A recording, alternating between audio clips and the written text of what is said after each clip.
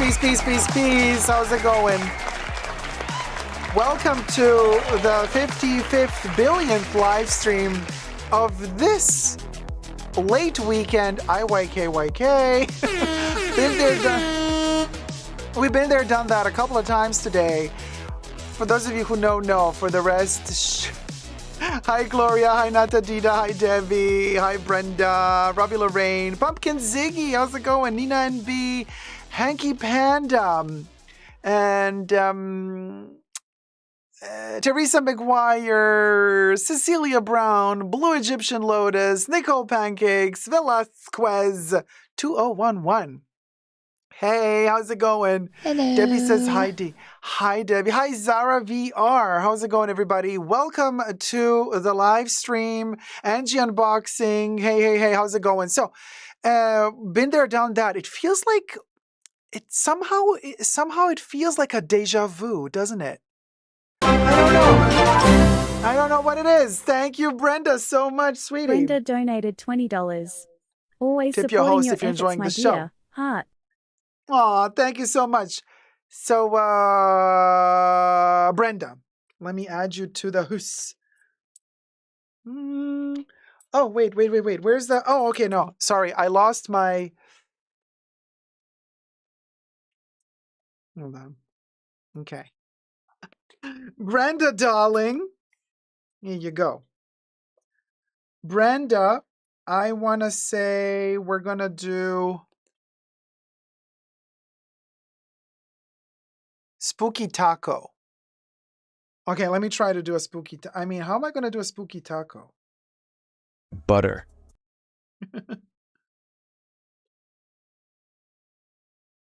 Okay, basically it has eyeballs and legs. I mean, listen, Linda. Yeah, it's a spooky taco, basically. Spooky taco. Oh, that's a thing. Yeah, exactly. Spooky taco for Brenda. Here you go. Brenda is moving in with a spooky taco with little legs. Check that out. Brenda, you moved into the spooky fashion bunker. Woo! Ah, Debbie, thank you so much, sweetie darling. Debbie donated $10. Hugs and love. I'm sorry. Debbie, no need to be sorry. Debbie is moving in to the bunker. And Debbie, I'm thinking... Oh, spooky taco sounds naughty.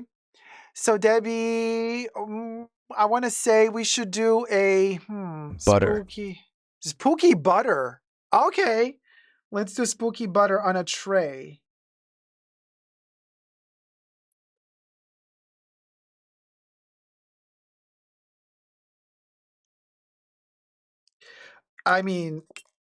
Okay. Debbie, I don't really know if this looks like spooky butter. Look, I did butter on a tray. I tried my best. Check this out. You see? The tray has bat wings, okay? And then the little piece of butter has two eyeballs. If you really squint, it kind of looks like butter. Spooky butter. Looks good, says Debbie. Okay, whew, there you go. There you go. We're playing the... Why is it moving so slow?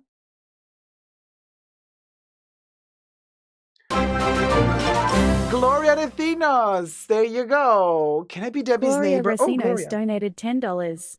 Can I be Debbie's neighbor? Smiley face. Smiley Thank you so much, face. Gloria. Yes. Okay, wait. Okay, so Gloria, if you want to be Debbie's neighbor, do you want to be here, or there? Like, Gloria, do you want to go in the swimming pool room? And then you're going to be kind of neighbors? Yeah, the swimming pool room? All right, swimming pool room. So if you're going to be in the swimming pool room, I want to say we're going to do a piranha. How about that? Gloria, we're going to do a little piranha moment. Hold on.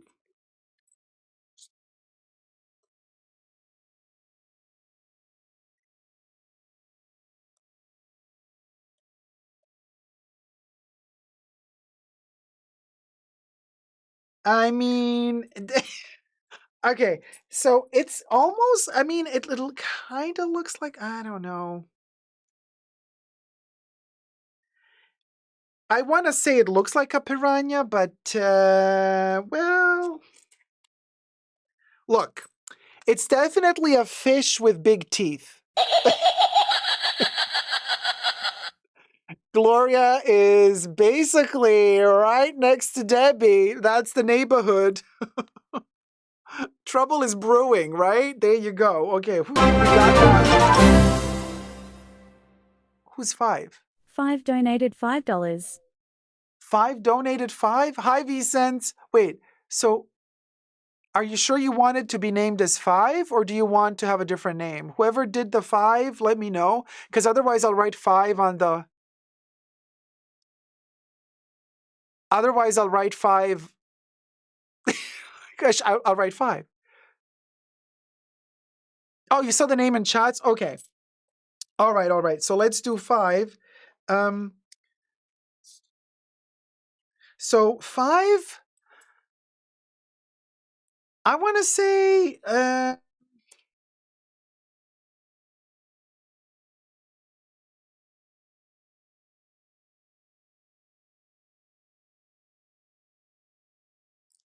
Wow. Okay. I want to say the entire 5 is haunted.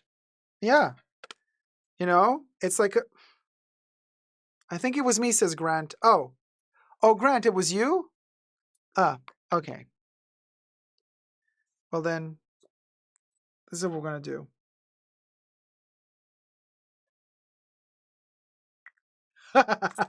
Okay. Wait, how do we... Okay, Grant, so you basically, the 5 has bat wings. That's what I tried to do. And I wrote your name. Okay, look, check this out. Grant moved in and the 5 has bat wings. Oh, Grant says, I wasn't logged in. Not sure how it happened. Normally I use my phone. Okay, there you go, Grant. You got the spooky 5. I mean, technically we could say this is a haunted Chanel number 5. Like Grant is wearing the vampire version of Chanel number 5. I don't know. It's my day I was born, so it's cool. It's my day I was born. Oh, you were born on the 5th? Oh, that's fabulous. Okay, that's cool. There you go. Oh, there it is. Teresa McGuire, you guys. Thank you, Teresa. Donated $75. Let's get the party started. Looking forward to a great stream. So, Terry, should we do again the burgerlet? Let's do the double. Wait, hold on. Let me do it again. Yeah, we're doing the double cheeseburger. And you know what? This time around, let me add the bat wings as well. Haha! Terry moving into the central loft area of the haunted fashion bunker. Period. Terry, check this out. It's a bit squished, but it's the double cheeseburger flying around in your belly with bat wings. How about that, y'all? There you go. And Deborah C., thank you so much for eating. Thank you. Debrick donated $10. Dacob, you're the best.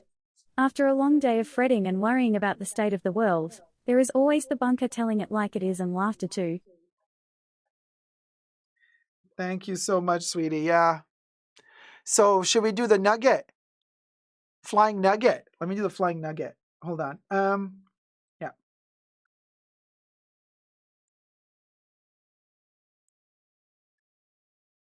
Oh, so cute. Okay, it's teeny tiny, but you know what? Wait, hold on. Okay, we got ourselves a teeny tiny nugget with bat wing. Oh my god, everybody has bat wings today. It's like there's a special witch's curse. We're all turning into bat nuggets. Deborah C, there you go. Look at us filling up the mansion. Isn't it gorgeous? Today we are particularly batty, I want to say. Hi, Aish. How's it going, sweetie?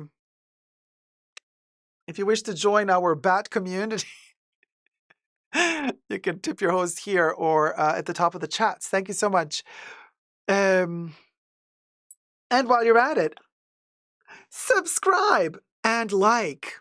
Thumb up the live stream. Thank you guys so much. Let's do our first topic of the day, which is very funny. Because, well, you know, we've been talking about the end of luxury since quite some time now. However, and there's proof to that, you know, the end of luxury, you know, quality going down. Hi, Azir. How's it going, my love? You know, proof to that, quality going down, prices keep going up. People are not really satisfied with what's happening. And more and more news anchors or news outlets are reporting about the state of affairs, the tragic state of affairs of luxury and fashion. And yet it seems as though, even though it kind of seems as clear as day what is going on, still there seems to be certain news outlets that are trying to make us believe that all is good in the world of luxury. That all is good in the world of spending big money for luxury items, such as luxury bags, this and that. I'm like, oh, interesting. Well, you know, I always love a good laugh. So I thought to myself, let's do a video together where we read this article together and we try to kind of figure out why would anybody in their sane mind still today, October 2024, try to advocate for the fact that luxury is well and dandy, and that and not just that, but that it's a good investment. So, you know, thumb up the live stream. Thank you, Gloria. Oh,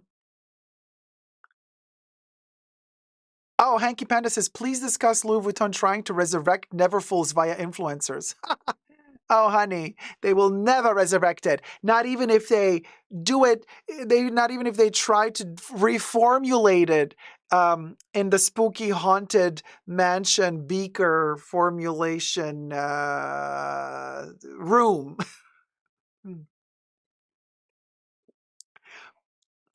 I'm drinking a liquefied Neverfull. Tastes so monogrammy. Neverfull soda? Something for Yoda. A little rhyme. But we digress. Dad jokes aside, I want to film this video for you guys. Wait, where's the title of it? Oh, here it is. Why? Okay.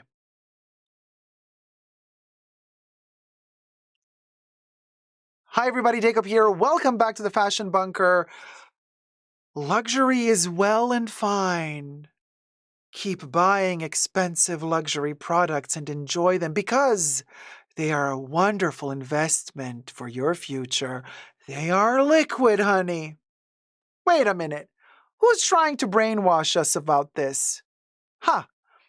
I think I got a little brainwashed reading this article. Wait. Hold on. Let me wake up. Okay. Everything I say in this video is for entertainment purposes only, not rooted in truths or facts. Everything's alleged and just my opinion. 'Tis the spooky season, and boy, oh boy, is this a spooky article by LondonDaily.News entitled, Why Investing in Luxury Items is Worth It. We'll be the judge of that. Subscribe to my channel, thumb up this video. Let's get to 200,000. Yeah, right. Let's first get to 100,000 subbies, and then let's move from there. This article is a doozy, you guys. It's a pip. It's a doozy. Listen to this.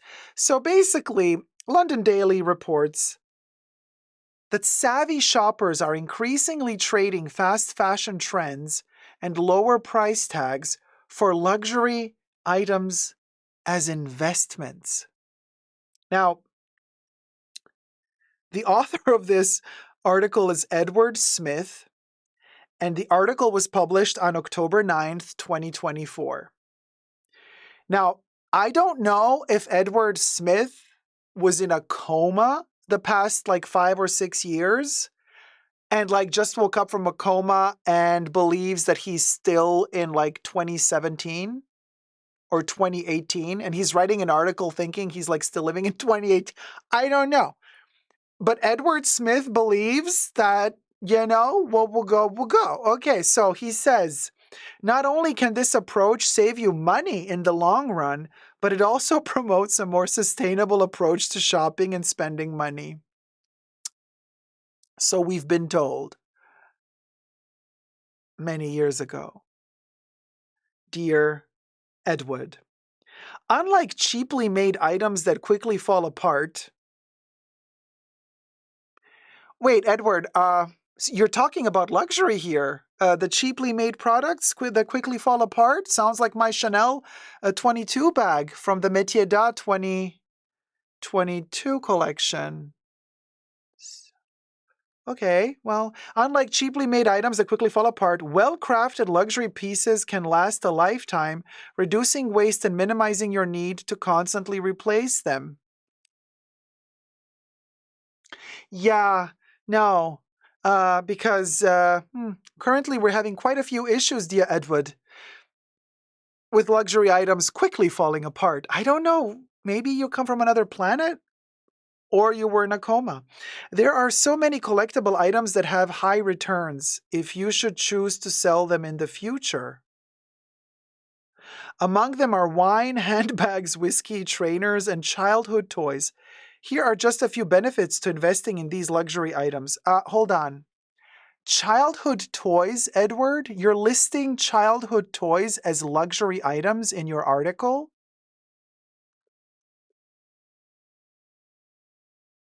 Edward. All right. Well, he goes on to say, keeping your money safe. If you're someone who doesn't trust banks, okay, that's me. Yeah, I'm listening. Then buying a luxury item and storing it is a great way to keep control of your money. How, Edward?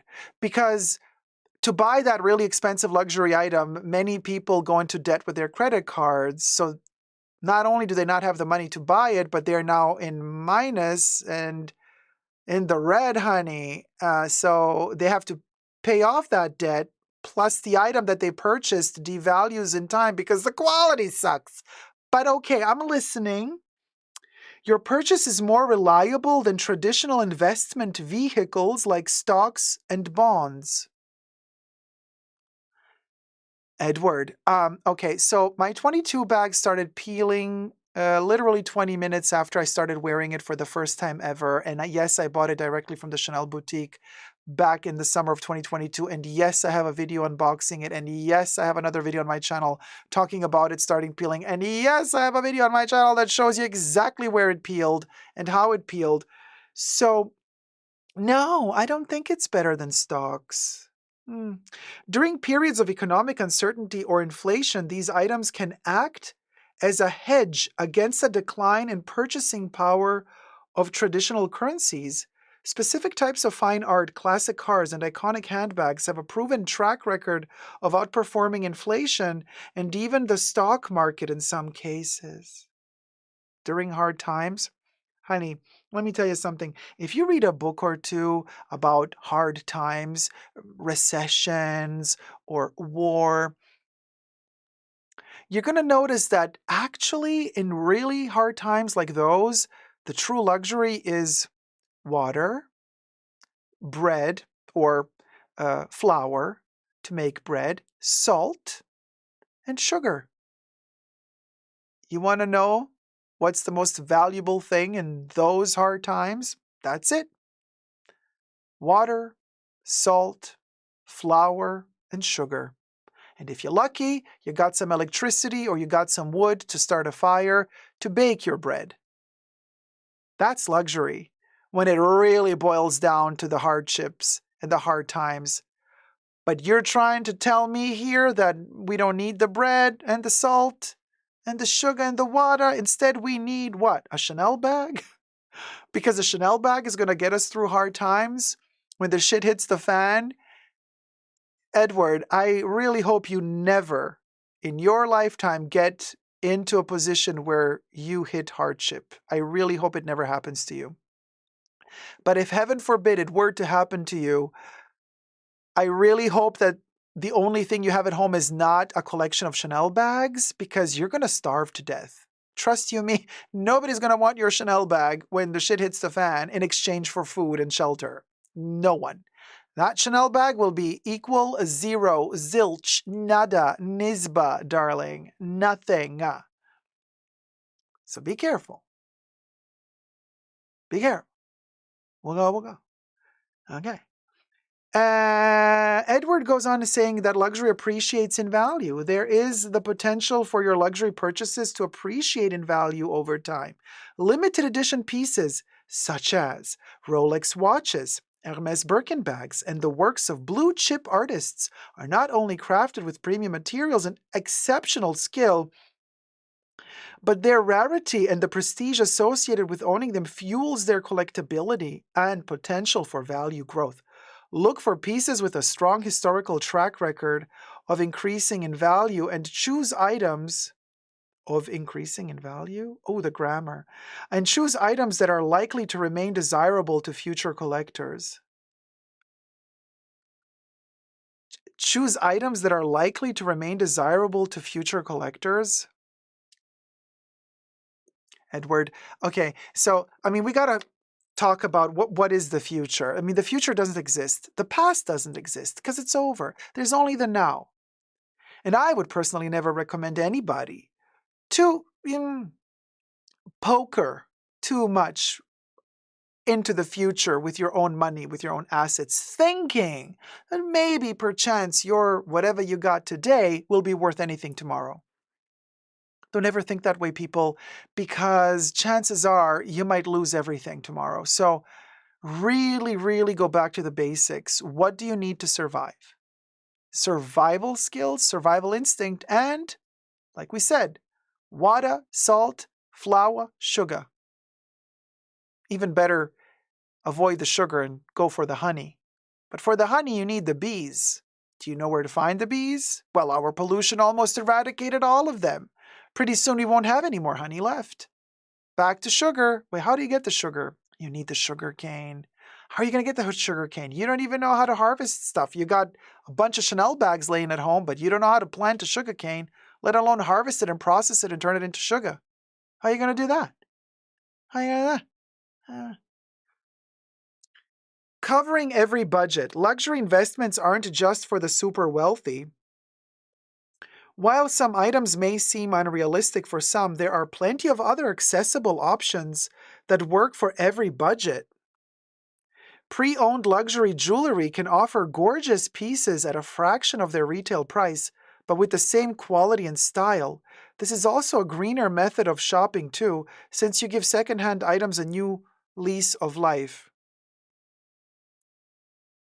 Okay, doesn't this go against what you just said earlier, Edward? You said buy luxury items because they maintain their value so that you can invest in them.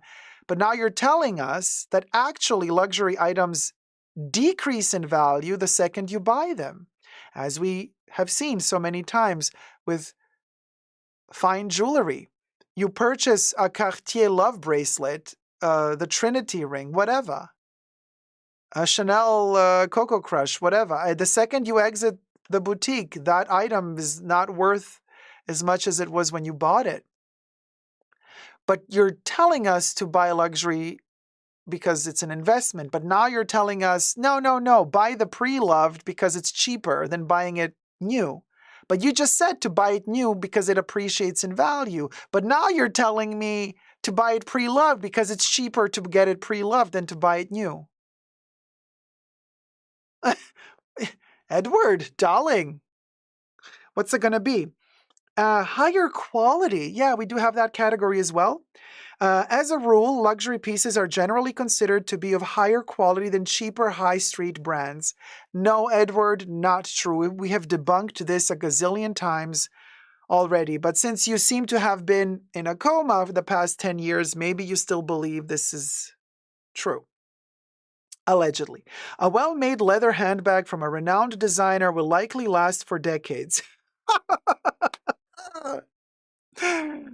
Oh, Edward, Edward, Edward, Edward, Edward, Edward. This is largely due to superior materials. Oh, Edward. Meticulous attention to detail and timeless designs that seem to never go out of style. Opting to pay more money at first will save you it in the long run, since you won't need frequent replacements.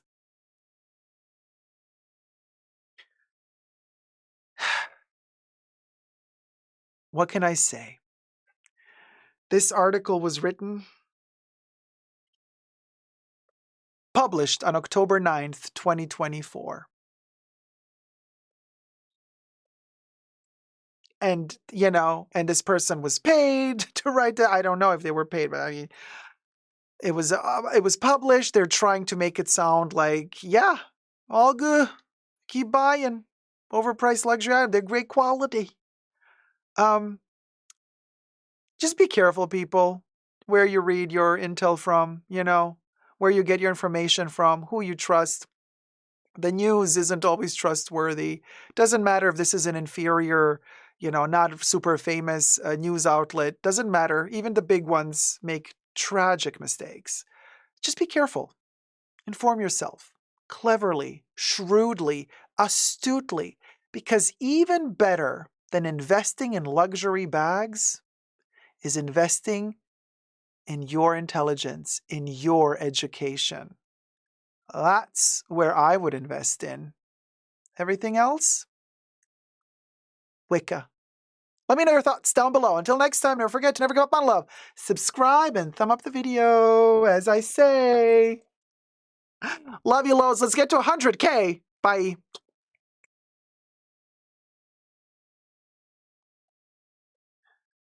And not that D does as Edward is writing from his own bunker. This is insanity. Hi, Audrey.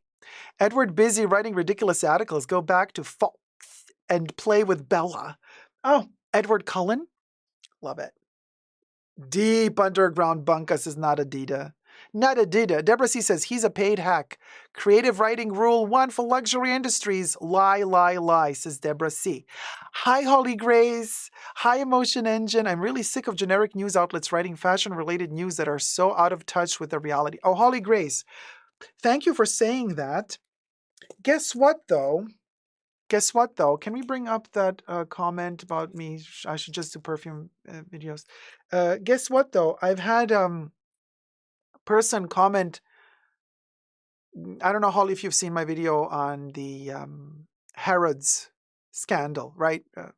Al-Fayed having done stuff to women, allegedly, right? And it's all over the news in the UK. And so I reported about it as well, raising awareness about it. And somebody 23 hours ago on that video, on that Harrods video, somebody commented, Dacob, would you please focus on fragrances and stop the Democrat bullshit about UK being good or bad, please?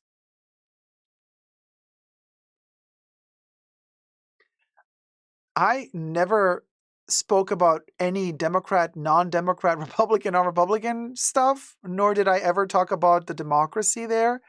I was talking about Al-Fayed being accused by many women coming forth alleging that he did bad stuff to them. And people don't want that.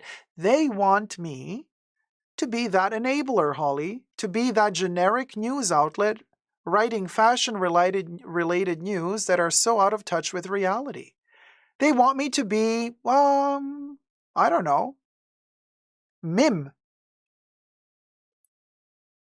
Hi, everybody.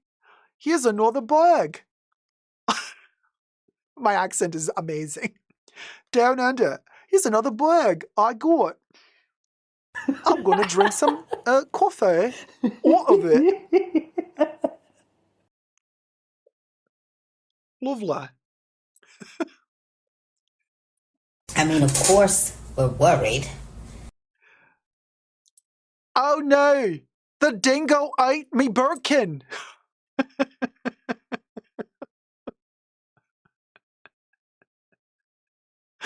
The dingo ate me Birkin! Oh my god. Yeah, just take me to jail now, people. I know. It's been a tough week. Give a hoe a break.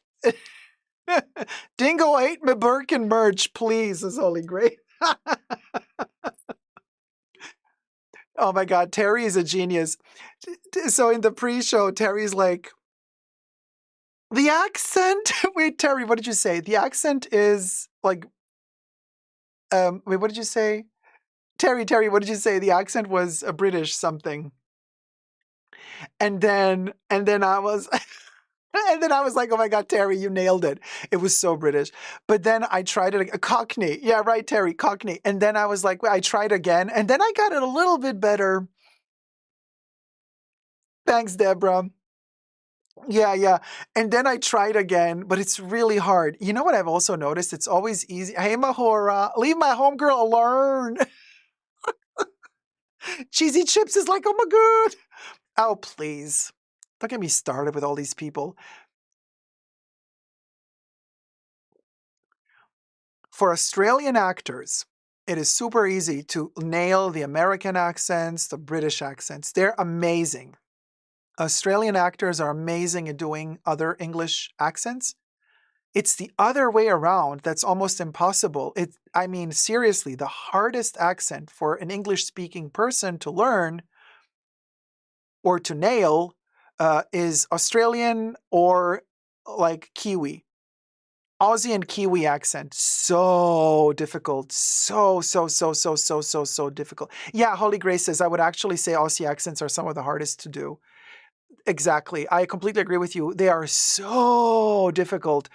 But they sound so endearing.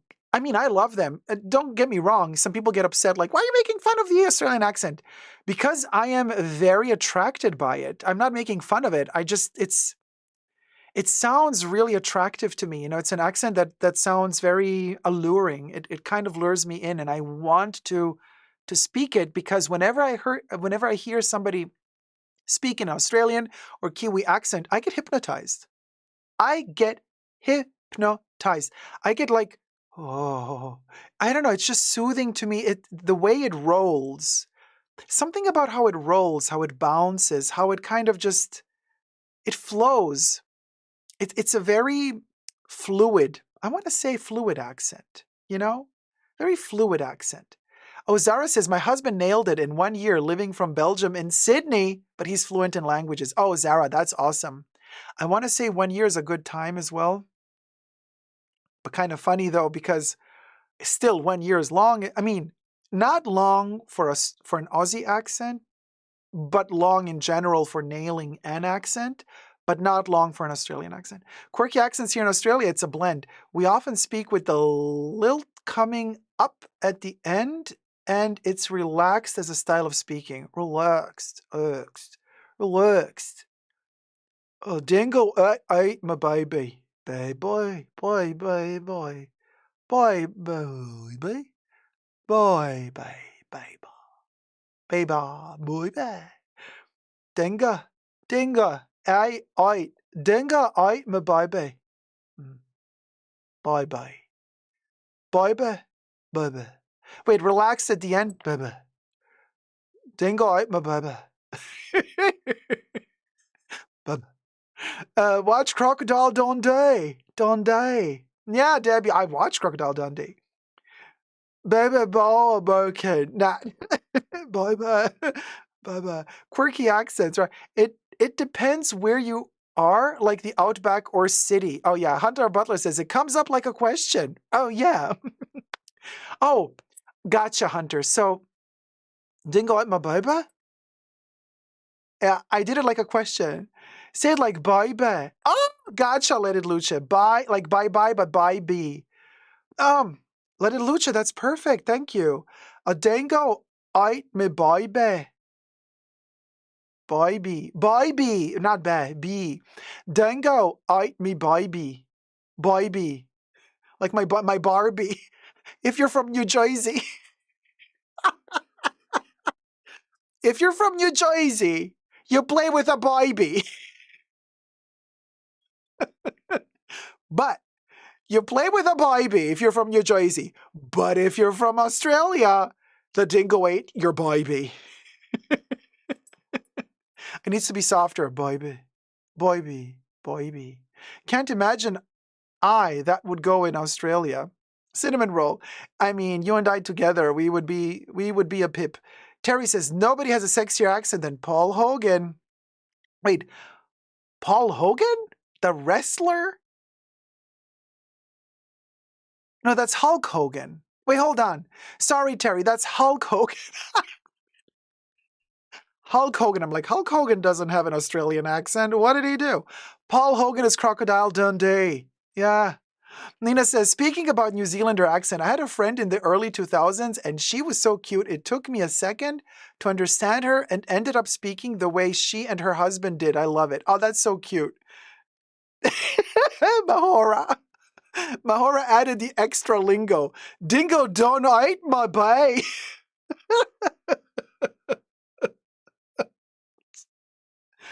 Okay, Zara says say water. I can say water, water, water, water, water, water.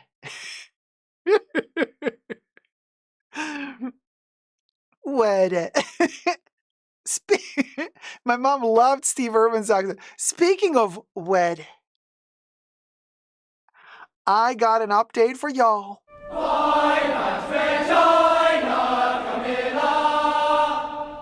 Yes, believe it or not, we have an update on the Chally Wada.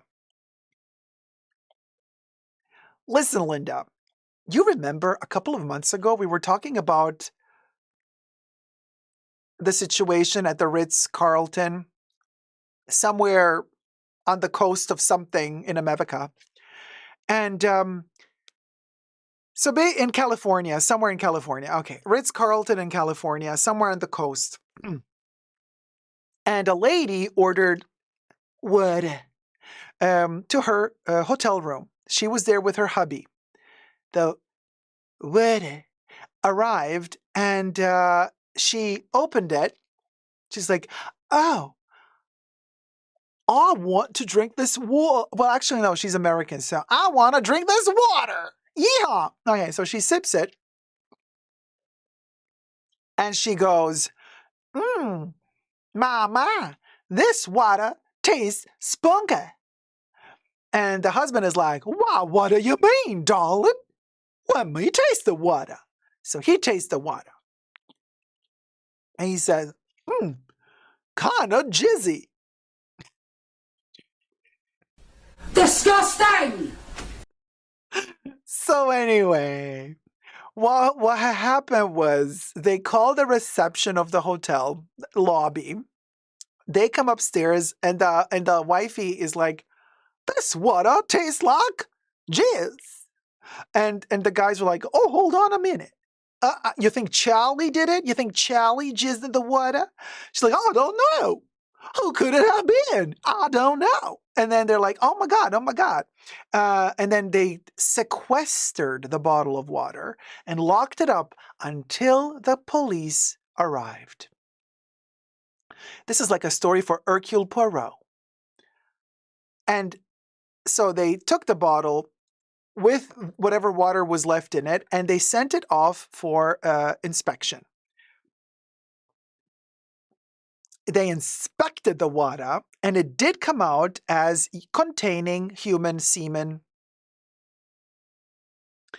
Now the family is appalled. They want to sue whoever's jizz was in the water.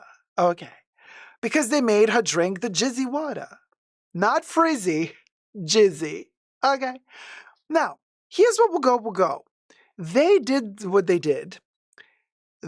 The Ritz-Carlton, this is the update. The Ritz-Carlton is like, we're not going to tell you who worked that day. We're going to protect our jizzy workers.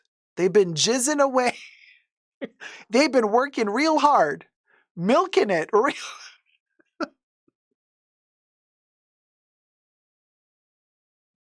Take me now. Jesus, take me now. They've been milking it real hard. They're very hard milking workers. How dare you? How dare you? We're not going to disclose their names. So then the lawyer of the family says, we're going to take you to court. And the Ritz-Carlton tried to like dispute it and say, no, you're not going to take us to court. The judge, however, decided, oh yes, they are going to take you to court. You and the jizzy water. Which by now, can you imagine how that water looks now, like half a year later? Or 1 year later? There's a baby growing. There's a full-blown baby in that bottle. So anyway, we digress. The judge says, yes, you're going to go to court. So now we're going to go into that second phase of the whole process, which is discovery. And in discovery, things get disclosed. So sooner or later, the Ritz-Carlton will be obliged to give out the list of people working on the day of the jizzation of the chali water.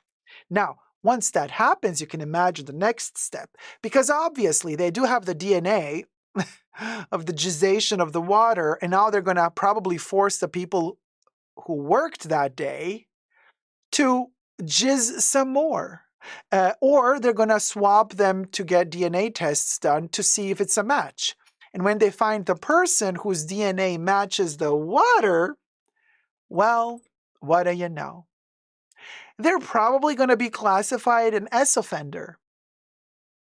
Speaking of, so that's the update. So we're waiting on the chali water. Debbie says, it was the 85-year-old bellhop, says Debbie. I don't think they got the jizz in them. You never know. Speaking of the S offenders, did you know that apparently in Florida, if you are marked as an S offender, you're not allowed to access the shelters, the hurricane shelters.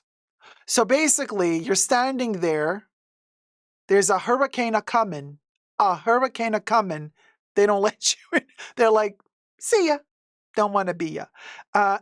And I'm like, yeah, I get it. Like, yeah, makes sense that you don't let the S offender in, but you're kind of also telling them, well, die in the weather.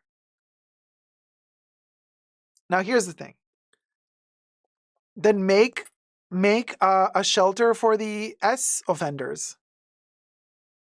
You know, make one for them only. Because, I don't know. Or what do you guys think? I mean, you tell me. Would you just let them perish?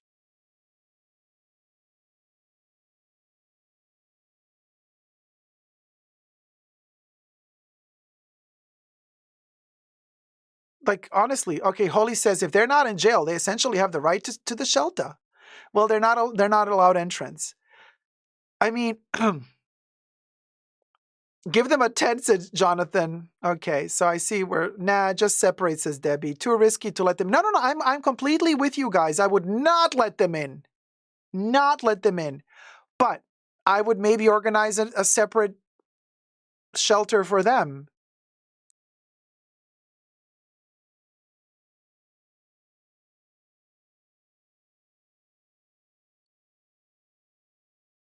It just came up on television today. That's why I was thinking about it, because they said like, oh, did you know, blah, blah, blah. And then the news reported about this, that like,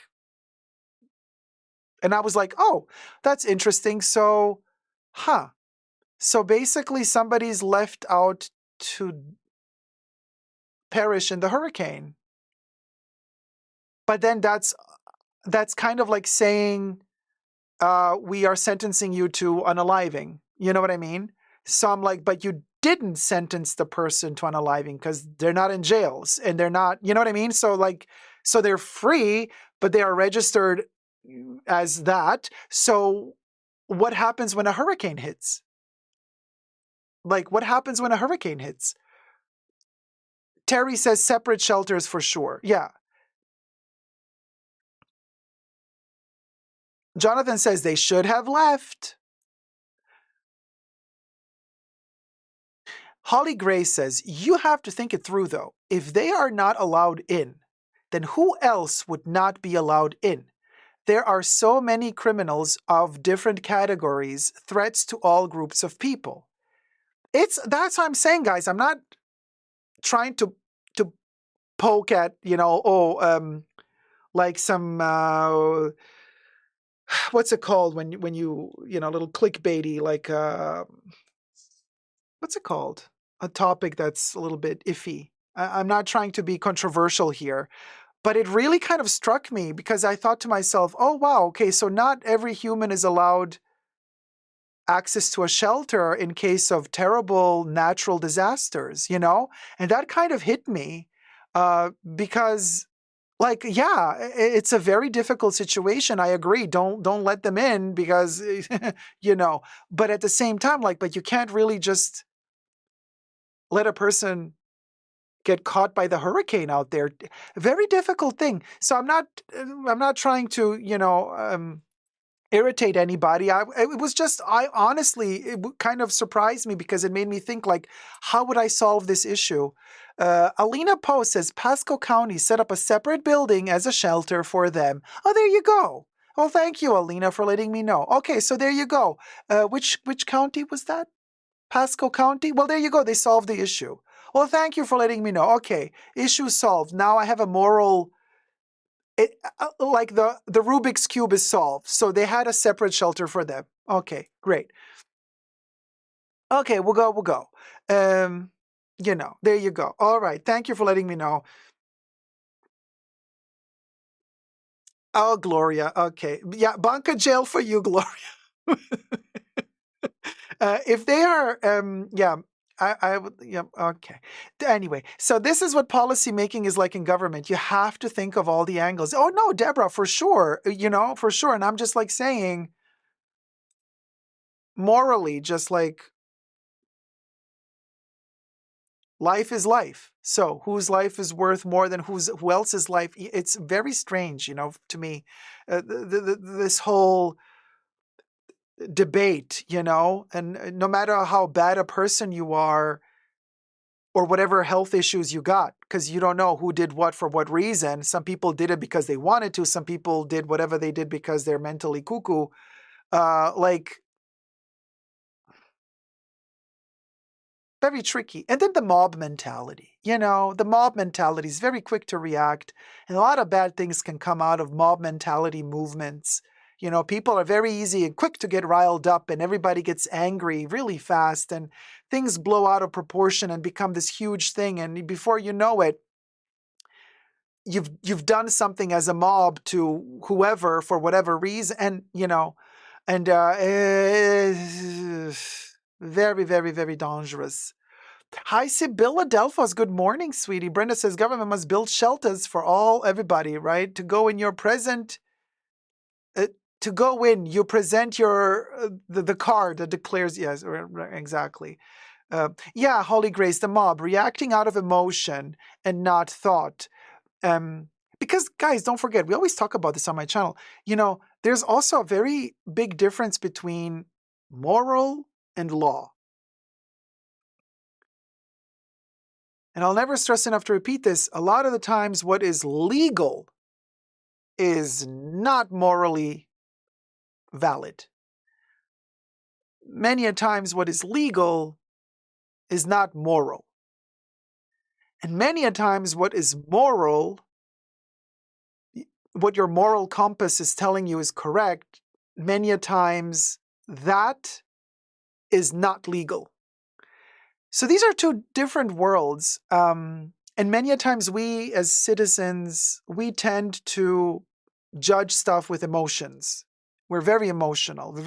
And you can see that we're very emotional by the way that we react to videos on social media, photos on social media, news on social media. We react to everything very emotionally. I mean, of course, we're worried. And a lot of people think that's the way to go. But many a times emotions will kind of lead you to say certain things and do certain things that are not necessarily legal, but also if you really stop for a second to think them through, you might not have said them the way you said them. If you didn't say them in the heat of the moment, when your emotions took over and you just get really upset and all fuming. My mom always says, if you're upset like at work or something and you want to write an email and you're going to I'm going to tell them now, I'm going to let him have it. I'm going to let him have it. And you start writing your angry email. My mom always says, wait, especially in the evening, do not do it. Write your email in the evening. That's fine, but do not send it off. Don't send that email. Hold yourself, brace yourself, sleep on it. The next morning, with a clearer mind and less rage inside of you, reread your email, and you're going to usually most of the time, you're going to be like, ooh, yeah, let me maybe tone it down a notch, because maybe I was a little bit too emotional yesterday and very upset about what just happened. But then if I really think it through, let me, be a little bit more sober in my thoughts. you know, you know, yeah, because many a times we react out of emotion. Sasha says, just got home in time from work. So good to see you all and catch the stream again. Much love. Love to you too, sweetie. Welcome, welcome. Thumb up the live stream, you guys. So true, says Brenda. Right. So yeah. Oh, Cinnamon Roll says, yeah, a few SA offenders have been victims themselves when young. So very, very tricky. It is very, very tricky. Mahora says, that's why leaders are usually on the antisocial personality spectrum. They put logic before emotion. And this is something that I've noticed a lot of politicians doing, right? They don't show empathy. They act empathetic to get your vote. They're like, of course we care for the people, blah, blah, blah. But actually, they have to have some part of themselves blocked off, that emotional part blocked off. And they have to be very logical, right? Oh, hi, Zach. How's it going? And so very, very emotions turned off, and then very kind of dry and calculative and calculated, which is why I think a lot of us people, we don't feel a connection to a lot of these politicians because we're very emotional for the most part. A lot of us are. I'm not saying everybody, but a lot of us. But then we see these people, right, running for office, and they're like not emotional at all. So we can't relate. We don't feel a connection. We feel like they're dead inside, right?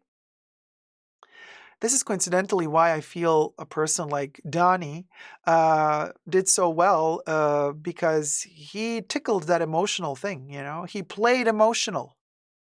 He didn't play cold, very emotional, angry, emotional. And people relate to that because people are angry. People are done.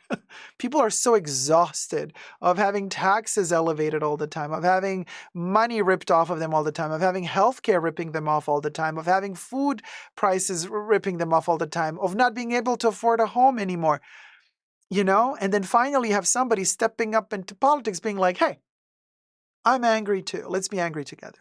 And of course, I'm not saying that he's a good person or a bad person. I really couldn't care less. But I'm just saying, I think that's the trick.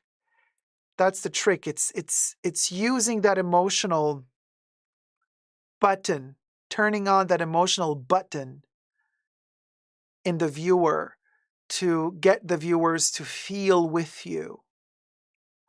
And then they feel like their rage is your rage. And so there's a connection there. You know what I mean?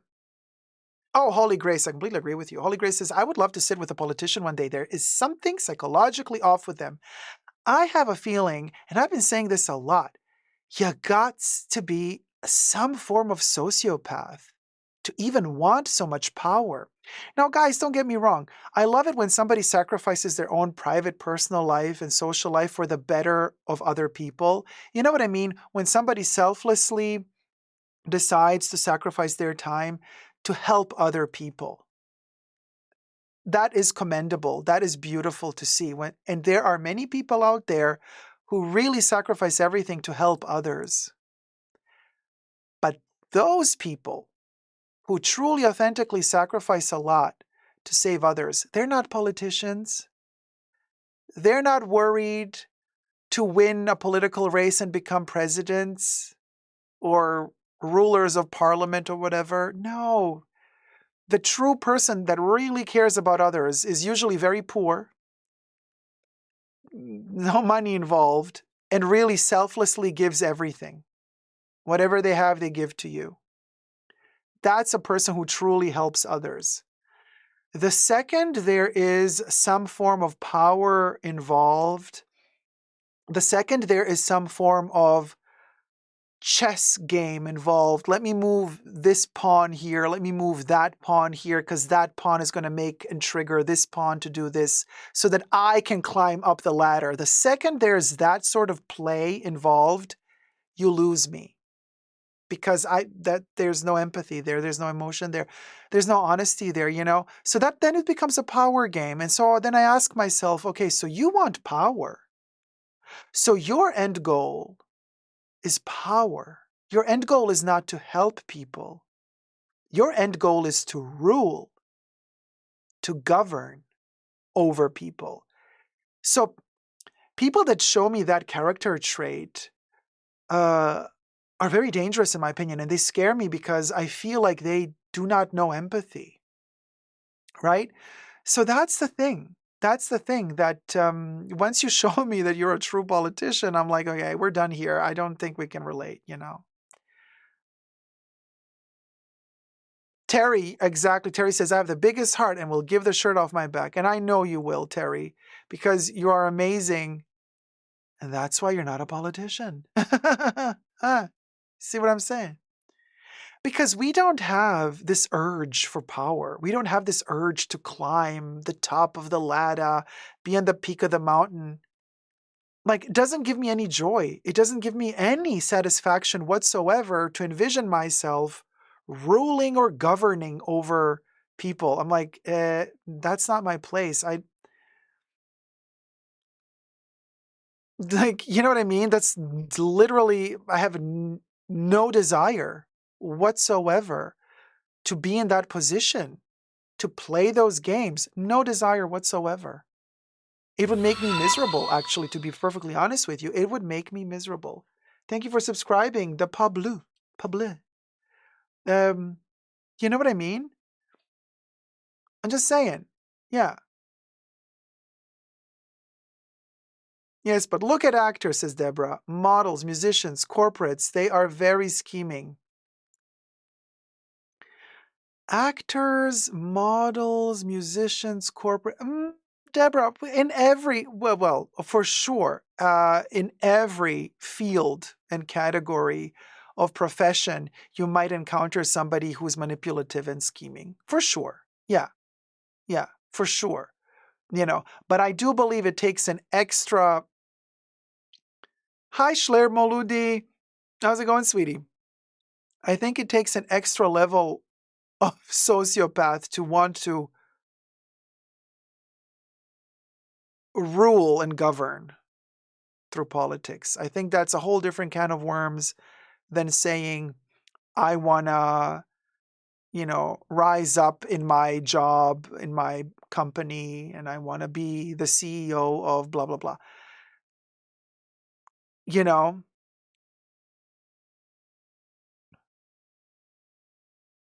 Deborah says, so not all. And the same with politicians. I've worked with them. Some are extraordinary people. So, Deborah, did some of those politicians you've worked with that are extraordinary people, did they make it to the top? Those extraordinary people, did they make it to the top, top, top? Those extraordinary, nice, loving, empathetic people? Did they?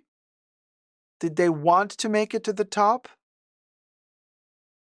Or did they stop somewhere there instead of going all the way there? That's indicative as well. You see what I'm saying? Sasha says, just like the Baconator. I worked with big people like Rupert Murdoch's son, Lachlan. Nice guy, really. If he's a nice guy, why can't he change his father? If he's such a nice guy, why can't he do anything to change the ways of his father?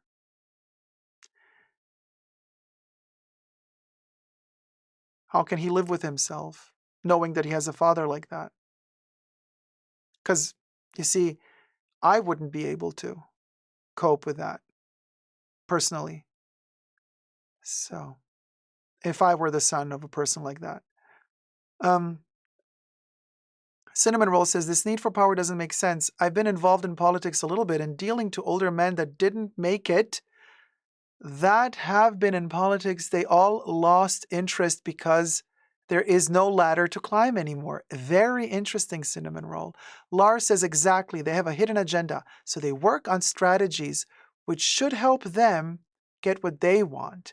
People who really care for other people don't have hidden agendas. Really good point, Lars. Really good point. Really good point.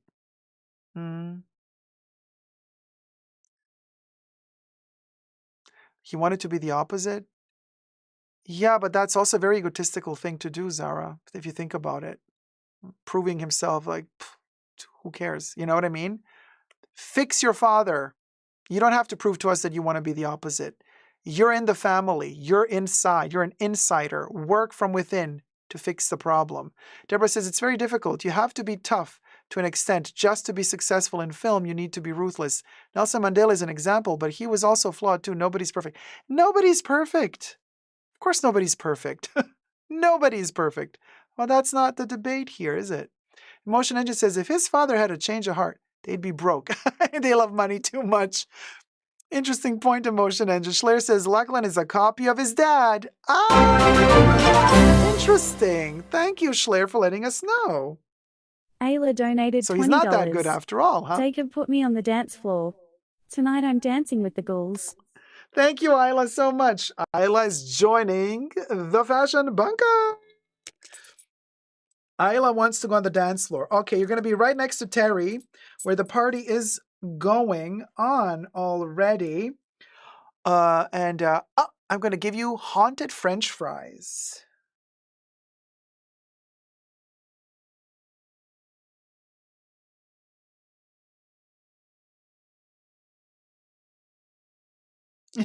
Okay, and I want to say they're haunted because they have little feet.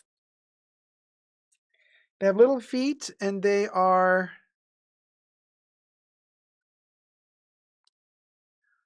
moving around. Check this out. Ayla, you just moved in next to Terry and the haunted burger with the haunted fries.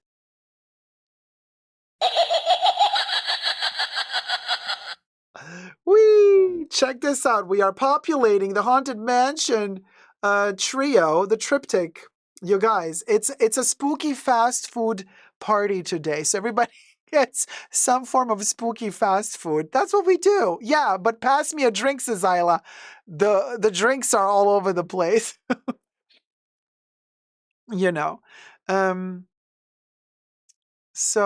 Yeah, Holly, you misunderstood what I said. Anyway. No, it's not our responsibility to fix our parents or anyone. I didn't say it is our responsibility, did I? You can rewind the tapes. I did not say it's our responsibility to fix anyone. That's all I'm going to say. I can't stand the Murdoch, says Deborah. Dangerous. But the others, James, Elizabeth, and others are trying to change things and be more responsible. Well, whatever. I'm closing this topic now because it's talking about billionaires fucking up the planet for their own gain is really not what interests me.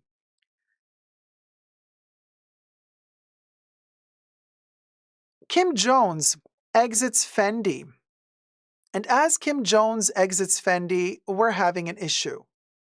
The issue, who's coming to Fendi? Interesting, who just left Valentino? And who came to Valentino? Alessandro Michele came to Valentino, but Piccioli left Valentino. It is rumored that Pierpaolo Piccioli is going to go to Fendi. Is that really going to happen? Interesting also that Fendi and Dior are owned by LVMH. Kim Jones used to design for Fendi and also Dior, well, men. Now, Fendi women, actually, I think he did Fendi men and women, but he did Dior men. So LVMH says he's still going to do Dior men, but he's leaving Fendi women or Fendi everything. And I thought to myself, if I were Kim Jones, unless I'm saying I can't handle both brands, you know what, let me focus more attention to just one, because then I can deliver better substance, better work, better results. Like, unless it doesn't come directly from me, and my boss says, you know what, Dacob, we're going to let you go at Fendi, but we're going to still keep you at Dior. I would be like, yeah, maybe I should go also from Dior then, because it, you know, it just feels like it's a matter of time before they also cut you off at Dior, because this is what I think is going to happen. I don't think that they're just going to like tell him, yeah, stay at Dior, we're just going to cut you off at Fendi, because it seems like a downward spiral. You know what I mean? Like, and also, how must he feel about himself if he didn't choose to quit Fendi on his own, but he was let go from Fendi, but they still allow him to stay at Dior? I would feel terrible about that. I would be like, you know what? No. You don't want me at Fendi. Okay, I can see where this is going. So you're still waiting to find somebody at Dior before you let me go from Dior. You know what? Thank you. It was nice knowing ya. Bye. That's what I would do. I wouldn't take stuff halfway. I repeat, unless Kim Jones didn't say, you know what, I want to slow down a little bit. I've been working so long. I don't want to do this anymore, like at such a high rate, so many collections, so many brands. I want to tone it down. And then he asks LVMH, like, can we tone it down? And then they told him, yeah, sure, we can meet halfway. Like, you can still do Dior, you know? Like, so if it came from Kim Jones, I would say, good, kudos to him. You know, he's being honest to himself, like how much he can deliver, like, you know, to keep producing and designing the best at the height of his abilities. But then if it didn't come from Kim Jones and it came from LVMH, and then Kim Jones still decided to stick with Dior, that's a little bit desperate, in my opinion. So either way you flip it, it's a bit awkward, you know, when a corporation announces like, yeah, this person who used to direct two brands, we're going to cut him halfway. He's just going to do one brand instead of two. Okay. So yeah, having said that, Holly says, I think he's overrated. Oh yeah, no, Kim Jones. I never bought a single item designed by him. I find him boring, to say the least. I don't care for what he designs. But he seems to have a lot of friends in the entertainment industry. You know, Kate Moss is a big friend of his. Apparently Demi Moore is a big friend of his. You know, they all come to his support. Linda Evangelista is a big fan of his. Naomi Campbell is a big, like, friend, not fan, friend of his. So Kim Jones, Kim Jones, the designer, the British designer who was designing Fendi and Dior.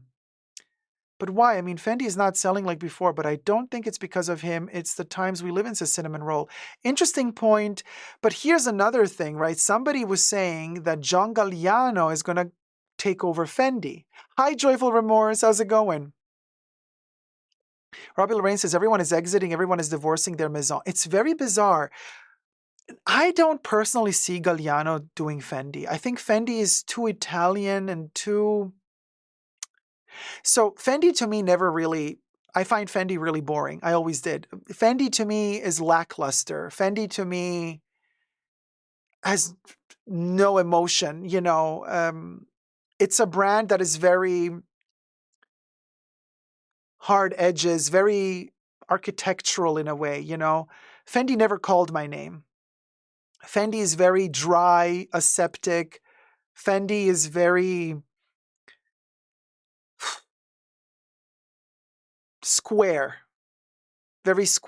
unimaginative, uncreative. You know what I mean? So Galliano is the opposite of that. Galliano is all about organic, round. So in other words, Fendi is very geometric, square, linear. Galliano to me is very round, asymmetric, twirling.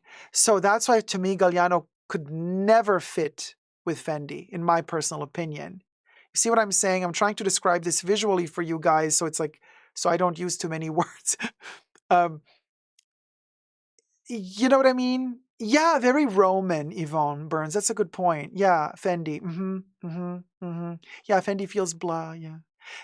Cecilia says, same here. The last time I bought something from Fendi was more than 20 years ago. Yeah, it's, you know, and I tried to kind of love the baguettes. Nah. Because of Sex in the City, you know, I'm like, oh yeah, Carrie Bradshaw, the baguette. And I'm like, oof, no. Tacky, but not in a good way. So anyway. But hey, there are people who collect Fendi. More power to you. Let's see what investment that will show up to be in the future for you. Good luck. So, we'll go. Now, Galliano for Chanel, yes, but then also there's been rumors that Maria Grazia Chiuri is going to leave Dior, although I don't think that's going to happen anytime soon. But then they're saying like LVMH wants to rehire Galliano for Dior. Wouldn't that be amazing? We'll go. Anyway. So that would be a moment if LVMH calls back Galliano. I mean, come on, baby. You know what I'm saying? Some Carol says, yeah, I agree. Can't quite put my finger on it. Fendi's like stuck. So, right, Cinnabar Carol, somewhere in the past. It's stuck, but not in a good way. The trims and the cuts, it's also, yeah, no, I can't. Anyway, but hey, you know, whatever. Maria Grazia Chiuri for Chanel? Well, no, not Adidas. Wait, did you hear that rumor? Not Adidas. You heard that Maria Grazia Chiuri is going to go to Chanel. I mean, to be honest, though, if we really look at the choices that the Baconator has been making, I can totally see, because she's all about the numbers and the money, right? And Dior women under Maria Grazia Chiuri has been making money because, you know, boring, meh, very easy sell. So I could see how the Baconator would want Maria Grazia Chiuri to do Chanel because she just wants money. And she thinks that Maria Grazia Chiuri would deliver safe sell. So from that perspective, I could see how they might want Maria Grazia Chiuri at Chanel. But from an artistic, historical, heritage perspective, I would say hell to the no, because she would, you know, I mean, the poverty. Because honestly, like, what are you going to do? She's going to turn everything into the same outfit. I mean, literally, she would turn Chanel into one outfit and repeat it, you know, like a little factory. Just stamp it, you know, over and over and over again. The same little outfit. A beige slightly more light, a beige slightly more dark, dip it in black, more beige, more black, a little lighter beige this time, some black, add a sprinkle of white, a little bit of black, more beige, let's add a little bit of the darker beige this time. Cha. Hey, Pink Lookbook. I think Maria Grazia Curie for Chanel may work from a sales perspective and her artistic perspective at Dior. Well, maybe that's what Chanel wants. Greek draping at Chanel instead of Dior, and Chanel is a graffiti on it. Yeah, well, we've tried Chanel with graffiti on it already. We'll go. That's Hermes, says Nat, right? Mahor says, what's up with the Miss Dior logo, all clothes and accessories? It's so ugly. It is vile. It's for a certain type of clientele, Mahora, and I'm not even going to say because then I get, canceled every live stream. Hi, Polyhesta. Good morning. That's disgusting, says Stanley. Yeah, not the Marge Simpson styling of Dior, says Yvonne. The latest Dior bags are tragic. Who passed that design? Oh, honey, indigestion passed that design. Yeah, the Miss Dior graffiti. Dior went from the new look to graffiti. Poverty. Pink Lookbook says, but that type of clientele doesn't know where the Miss Dior actually comes from, and that it's really sad that it is used that way. Well, these brands, they all go where the money goes. They don't care about their heritage anymore because it's not, this is the thing, you guys, it's not their heritage anymore. Dior doesn't have its heritage anymore because Dior belongs to Bernard Arnault. Bernard Arnault could care less about Dior heritage. Bernard Arnault wants money to keep his stockholders, his shareholders happy. So, if the money's coming from China, if it's coming from the Middle East, and if people want something with graffiti or whatever, he'll give it to them. He doesn't care about the heritage of Dior. If the heritage of Dior doesn't give him money, then he doesn't care about it. If the heritage of Dior brings him money, then he can use that to his advantage and say he cares about it. And we've seen this example with LVMH selling away all their stocks from Off-White. The second it wasn't profitable to them, the big family, Virgil Abloh is coming into the family. We see how they threw Virgil Abloh under the bus. The second he passed away and his own brand, which LVMH bought 49 to 60% of the shareholders of, now that it's not, selling, sell it immediately. Oh, so you're not going to try to protect and preserve the heritage of Off-White? You kept saying it's a family. No?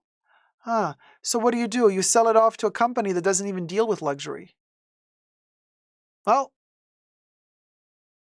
going to be interesting to see Off-White coming to a TJ Maxx near you soon.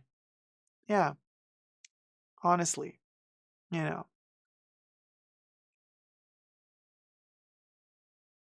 Polyhesta says there was a rumor that LVMH wanted John Galliano to do his name. They own like 70% or something like that of his name. I mean, possibly.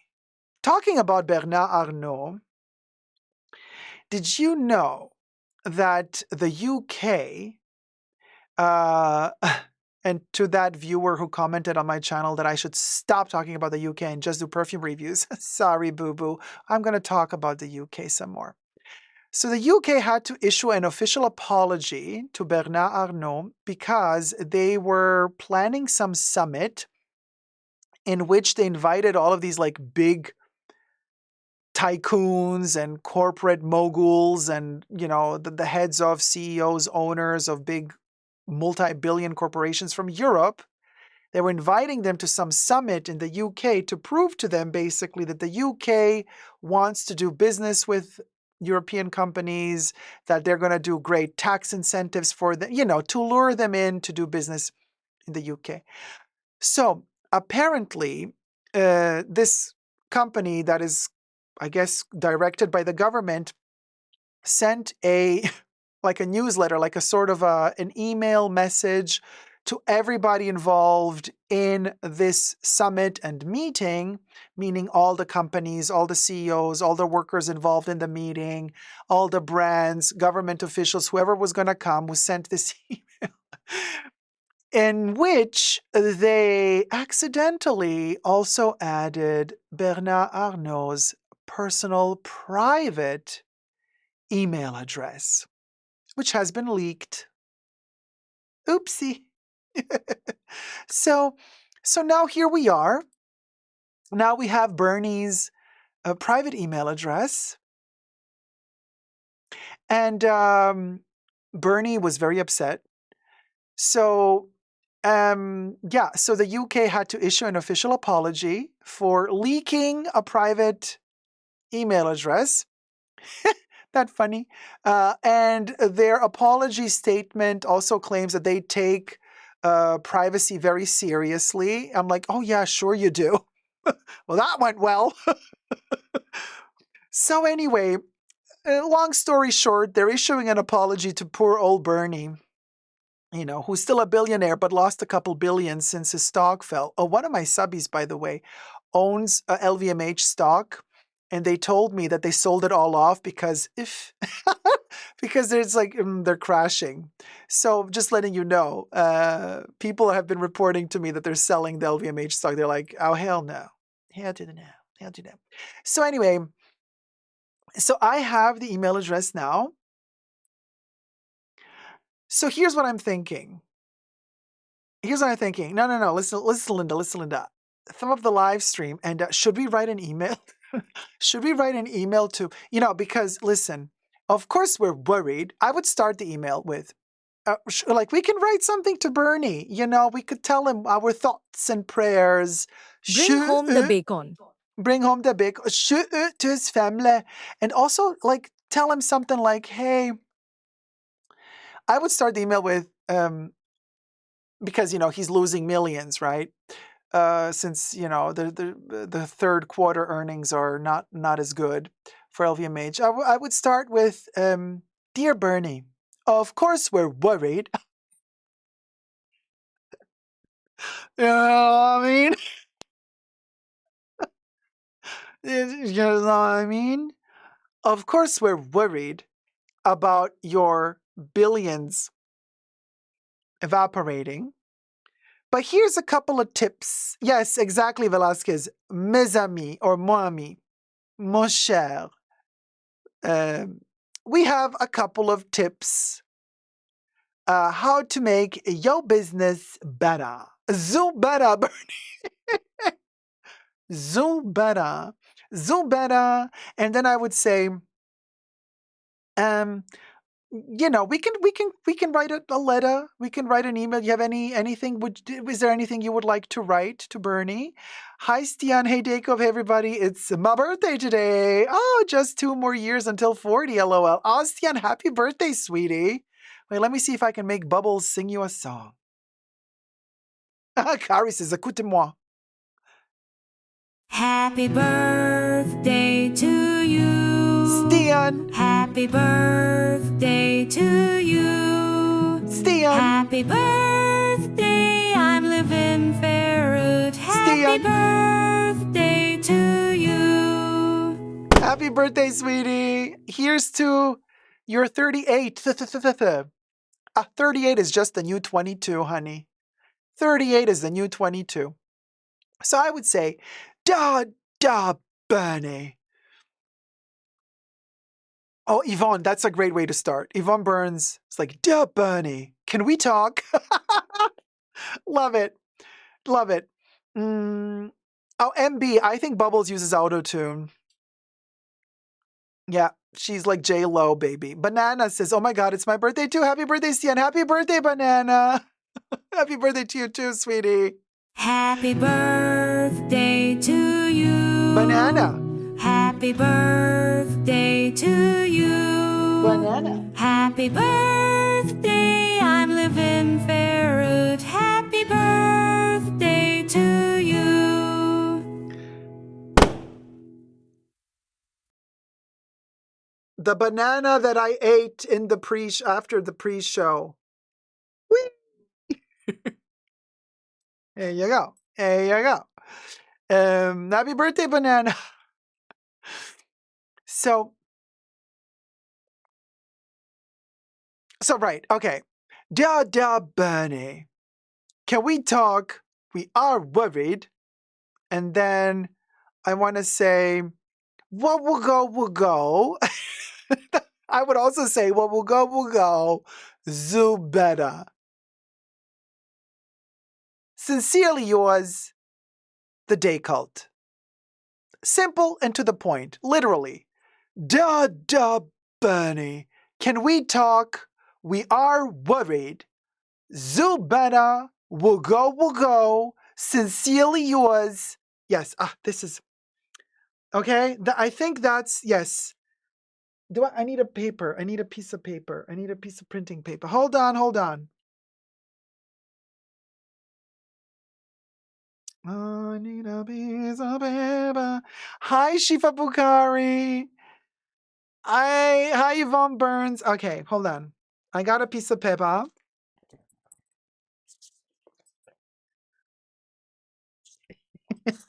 Okay. Dear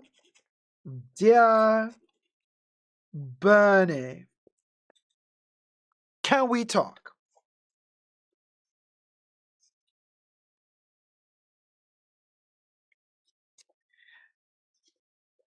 Of course, we are worried.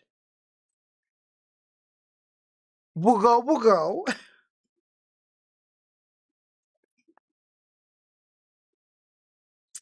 Zoom.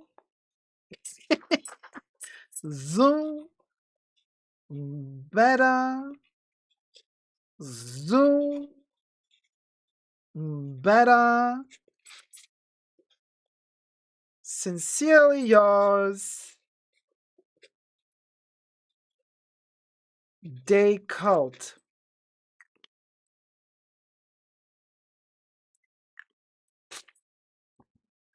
There you go. Look at that. Dear Bernie, can we talk? Of course we're worried. We'll go. Zubeda.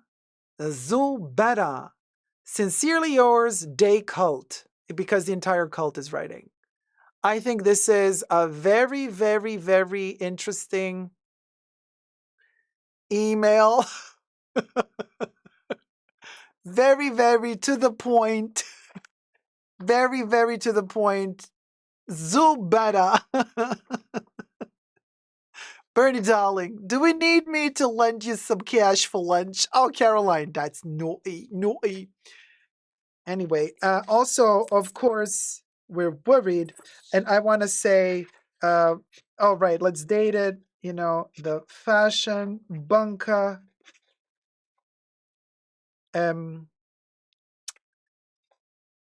Monday, October 14th, 2024. Because obviously we have a date.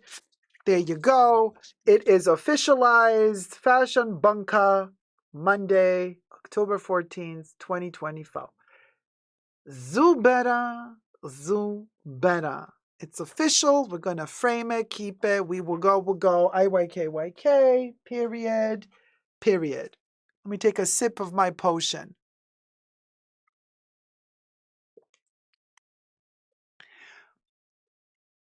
My, that neverfull tastes so spunky. The liquid neverfull. Let's tag it.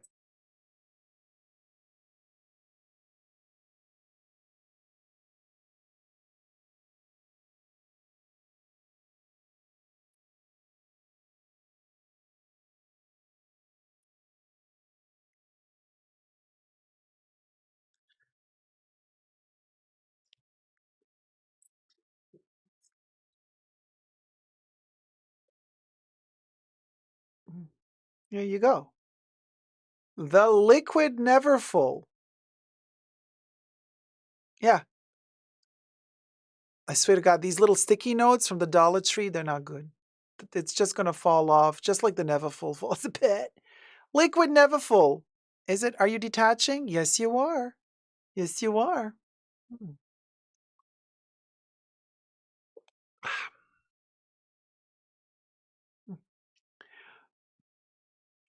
It tastes like melted monogram with a hint of dust and dirt. And the aftertaste of spunk.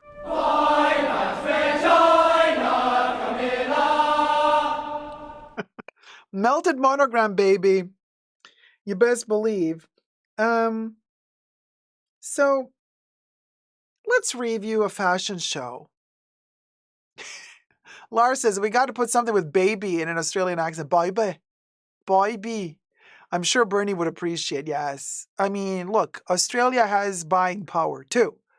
They might not contribute to all the wealth, like the big portion of the wealth of LVMH, but Australia has quite a few LVMH shops, whether it be Tiffany's, whether it be Loewe, whether it be Louis Vuitton, whether it be Dior. I mean, they got boutiques. Granted, mostly Chinese people go to Australia to buy the stuff, or used to in the past, but nevertheless. Broken promises and dreams in that potion, says Yvonne. Yes, it does taste of broken promises.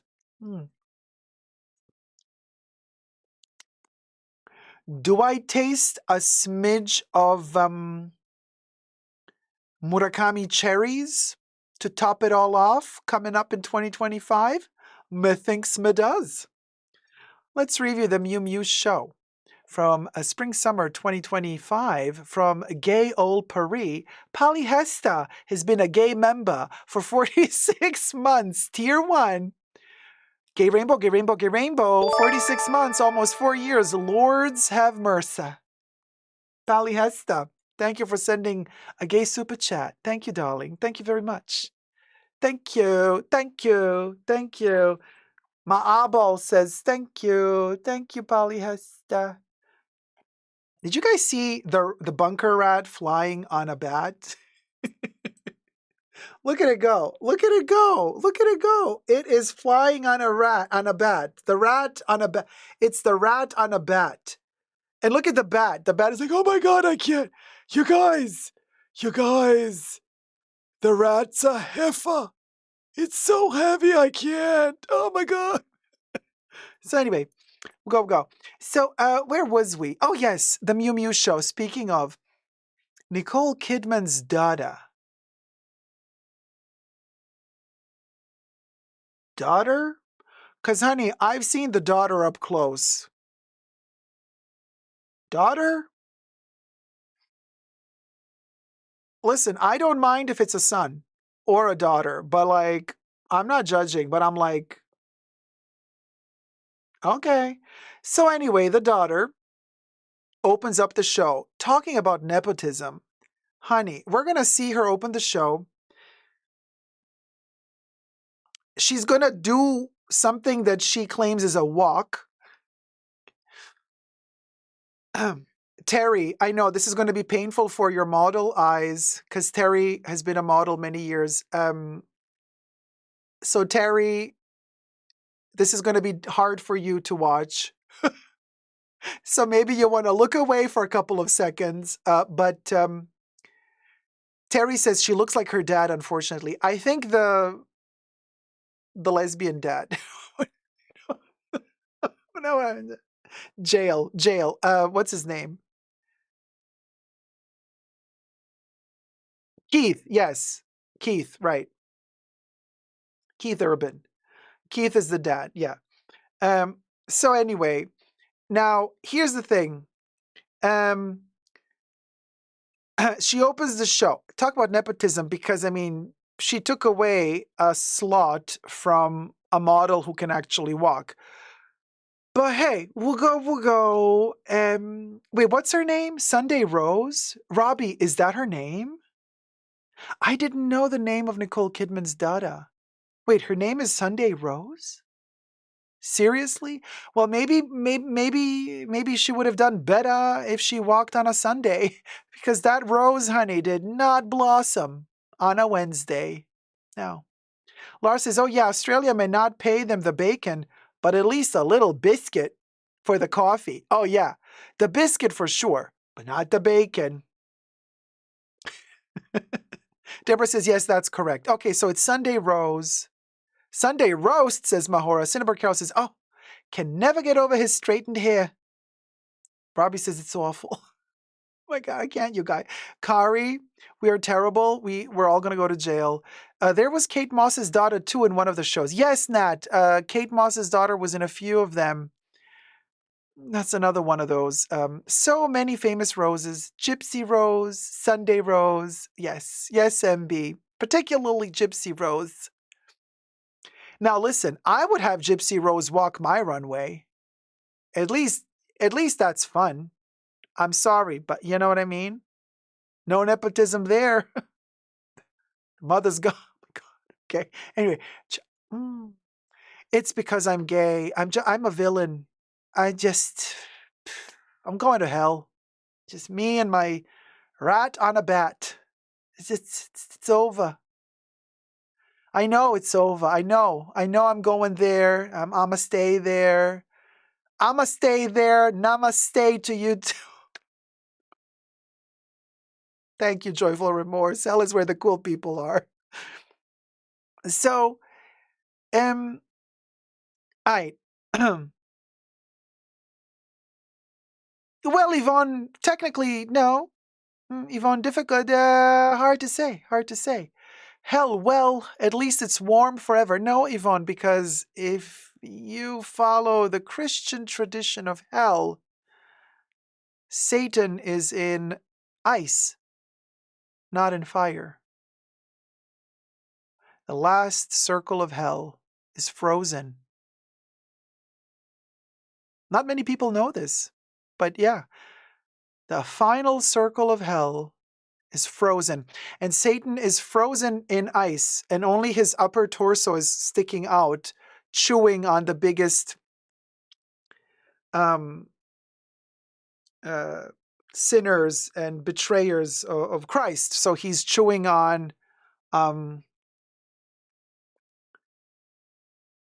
Judas and whoever else is there. So anyway, Dante's Inferno. That's right, Terry.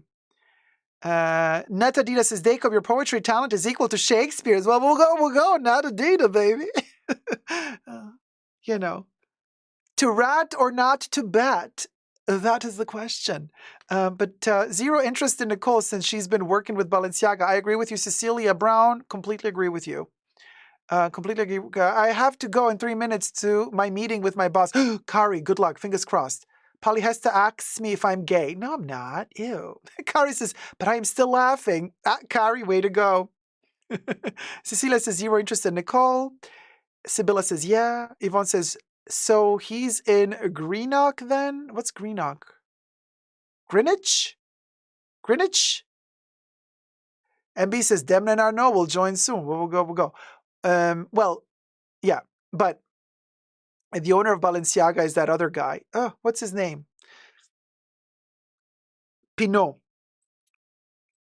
All right, Miu Miu. We have taken it from the Prada or Miu Miu YouTube channel, falls under fair use. I've just changed the music to copyright-free music. So we're going to review the show together now. And all right, let's do this. So Nicole's daughter opens the show. Let's see how she walks. Terry, you tell us how she walks. Oh, they also wrote a letter to Bernard Arnault. Duh, Bernie. Oh, look at her. There you go, Nicole's daughter.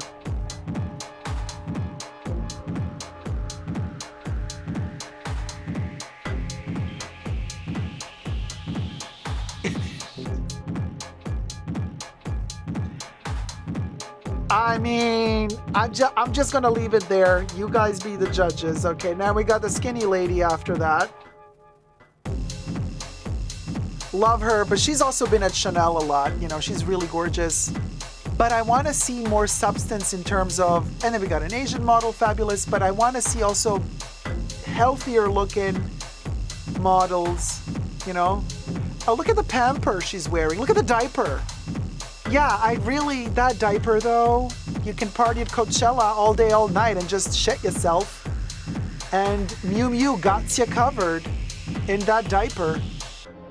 Okay, those glasses though, they're falling off, honey. The diaper, here it goes again. Yes, let's wear a diaper. We can shit ourselves as we dance the night away at Berghain. Or some other club that's gonna open up cooler than Berghain. Berghain has been cool 20 years ago, you guys. Please, Yvonne Burns says, is this the Asylum collection? Dear Burn. Oh, well. Now, why are we not turning the neck? Oh, Jenna Ortega on the runway? I know it's not, but. Dear Mucha. This is... I can't take this seriously. I'm sorry, you guys. This is like, what am I supposed to do? Review this? Like, why? Like, what's that? What's that cuff on her overarm thing? Seriously, though. Are we okay? We're doing sporty stuff and high heels. That belt, though. Okay. Barbarella goes thrift shopping for luxury goods. JCPenney 30 years ago, says Debbie. Mahora says, oh, the TikTok models. Eleonora's like, what am I seeing? You're seeing something that calls itself Miu Miu, Spring Summer 2025. This is why I'm telling you guys, fashion is dead. Like, we need a whole renaissance. We need to stop with this crap. And just, I don't know, pray for forgiveness. Start anew. And don't get me wrong, I'm not saying that this is blasphemous or anything. I couldn't care less. This is just boring me to death.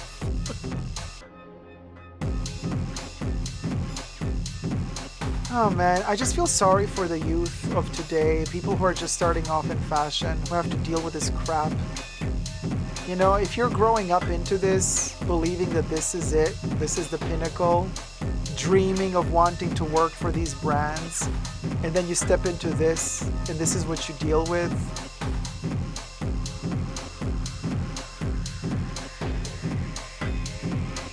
And don't think for a second that these sunglasses are innovative or groundbreaking. These are sunglasses that are imitating space-age sunglasses from the late 60s, early 70s. We've seen them done by Pierre Cardin.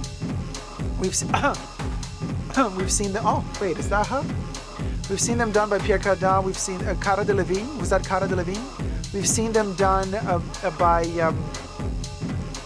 Optil for Dior. We've seen them done by Silhouette.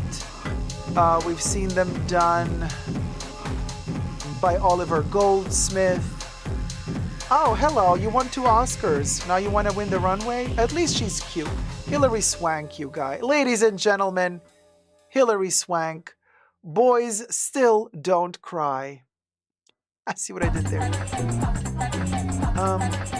Yeah, these sunglasses, I have a pair of those from the 70s. You know, from Dior, by the way. So anyway. Okay, love the fact that we have many ages represented, but again, everybody's skinny. Can I have a rounder model, please? You can't be inclusive by just including a lot of different ethnicities. You have to be inclusive by including also different ages, different heights, different body shapes.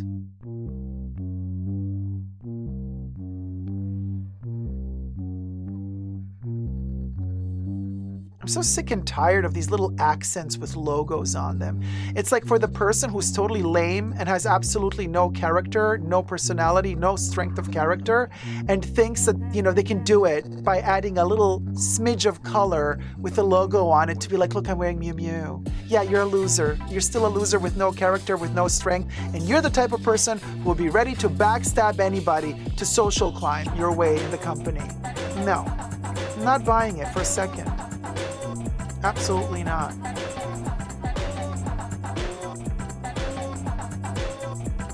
Oh, wow, groundbreaking. We're wearing a bra on top of a bra.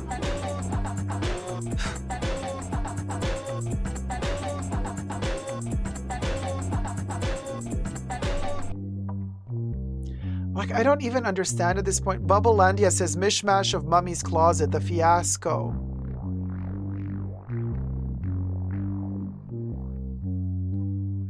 Again, the sunglasses are the only interesting thing, but that's because they were created in the late 60s, early 70s, when there was still some form of vision for design.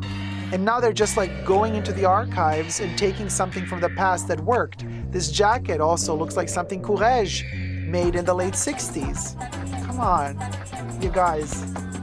I mean, who are you fooling? You're trying to trick somebody, you know, who's young and doesn't know history of fashion.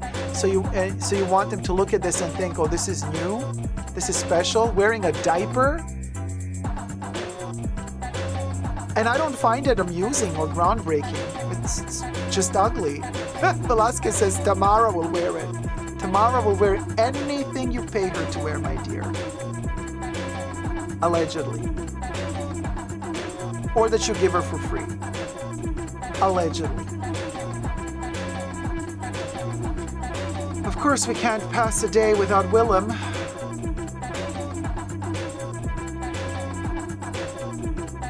Staining the cloth of fashion. He also had to be shoved into Beetlejuice, didn't he?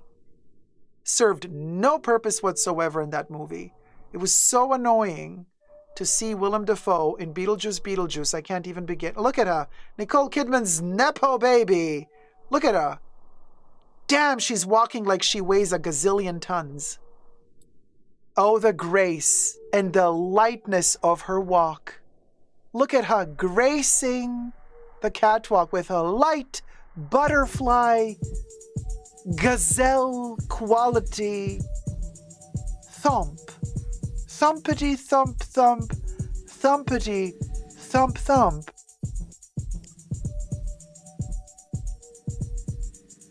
Hi Jeanette Freeland, how's it going, sweetie? And I get it, Miu Miu, and their reference to the 70s. Aw, she's a sweetheart. I really, really like Hilary Swank, you guys. She's a sweet one. I like Hilary. So, you know, I give her a pass for doing this travesty of a show, because she a cutie.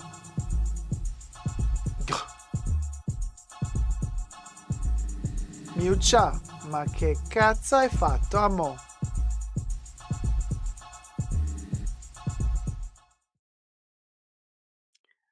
I love how happy Miuccia was at the end of the show. She's like, yay! It's your girl, Miuccia. Also, did you notice, same thing we've seen at the Versace show, the only well-dressed model was Donatella coming out at the end of the show, dressed all in red. That was the only look that worked for the Versace Spring-Summer 25 collection, in my opinion. Hi, Marina. Hi, here I go again. And the same applies here. Miuccia Prada was the only one well-dressed in this show, coincidentally also wearing full-blown red, just like Donatella Versace. Isn't that interesting? Hi, Nectarine Man, how's it going? Oh, you like the half of the show? The second half of the show? Hey, you go, girl. You know. Eleonora says the leg mittens. Polyhesta says, Mitia Musia, happy to make all the money. Oh, Miuccia. Oh, my auntie Miuccia is happy to make all the money. Emmy says she must have seen the Versace show.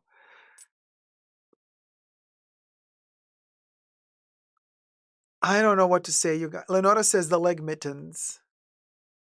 There goes Sunday roast, says Mahora. We're worried, says Natadida. Karina says the looks don't even seem related to each other. What was the concept? Nectarine Man says nothing is new under the sun. We're used to it by now. A thrift store mess, says Monsieur Moel. And Robbie Lorraine says, God, burn the socks. Hi, Rich Mitch. It's your birthday too? Seriously?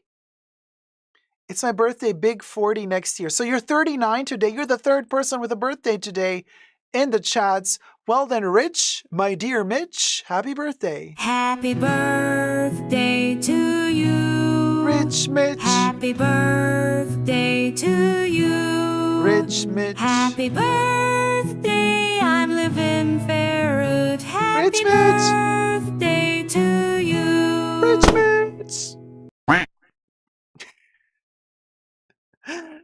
Bubbles even quacked a ducky for you, Rich. Happy 39. My, all you younglings in the chats. And here I is, 237 years old, talking to a bunch of 20 and 30-year-old people. Well, we'll go. So, Rich Mitch, it was also Banana's birthday today. And who else's birthday was today?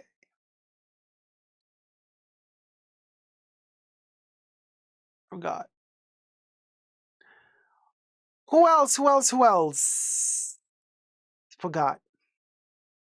Happy birthday. Sunday Rose hasn't got any idea about movement. No, absolutely not. Oh, Stian. Thank you, Debbie. Stian's also. So it was Stian's birthday, Banana's birthday, Rich Mitch's birthday. Good night, good morning, good day to you too, Nat D, and sleep well. Stanley says, on a serious note, is Miu Miu a luxury brand? Yeah. Miu Miu is a luxury brand that is basically kind of a more youthful version of Prada with a slightly lower price tag than Prada. You know, Miu Miu is one of the last standing second-tier brands. Back in the late 80s and 90s, most of the luxury brands in Italy started their kind of like second, third-tier brands, which were more cost-effective, more affordable for younger audiences, but most of them stopped producing and canceled all of these brands, except for Prada. She still produces Miu Miu. So, for example, Dolce & Gabbana had D&G. Then they had an even other sub-level called Jeans, spelled with an and.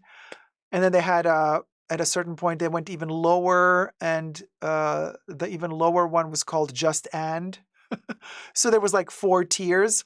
Oh, and then the 5th tier was Alta Moda, like high fashion. They deleted the and, they deleted D&G, they deleted Jeans. They just kept Dolce & Gabbana and Alta Moda. Armani had Armani, Emporio Armani, which is like Miu Miu. And then they had AJ or X or Exchange, which is lower even. Prada is Prada, and then there's Miu Miu. Moschino had Moschino, and then Cheap and Chic, and then Jeans Moschino. Then Versace had Versace, Versus, Versace Jeans, Versace Collection, and Atelier.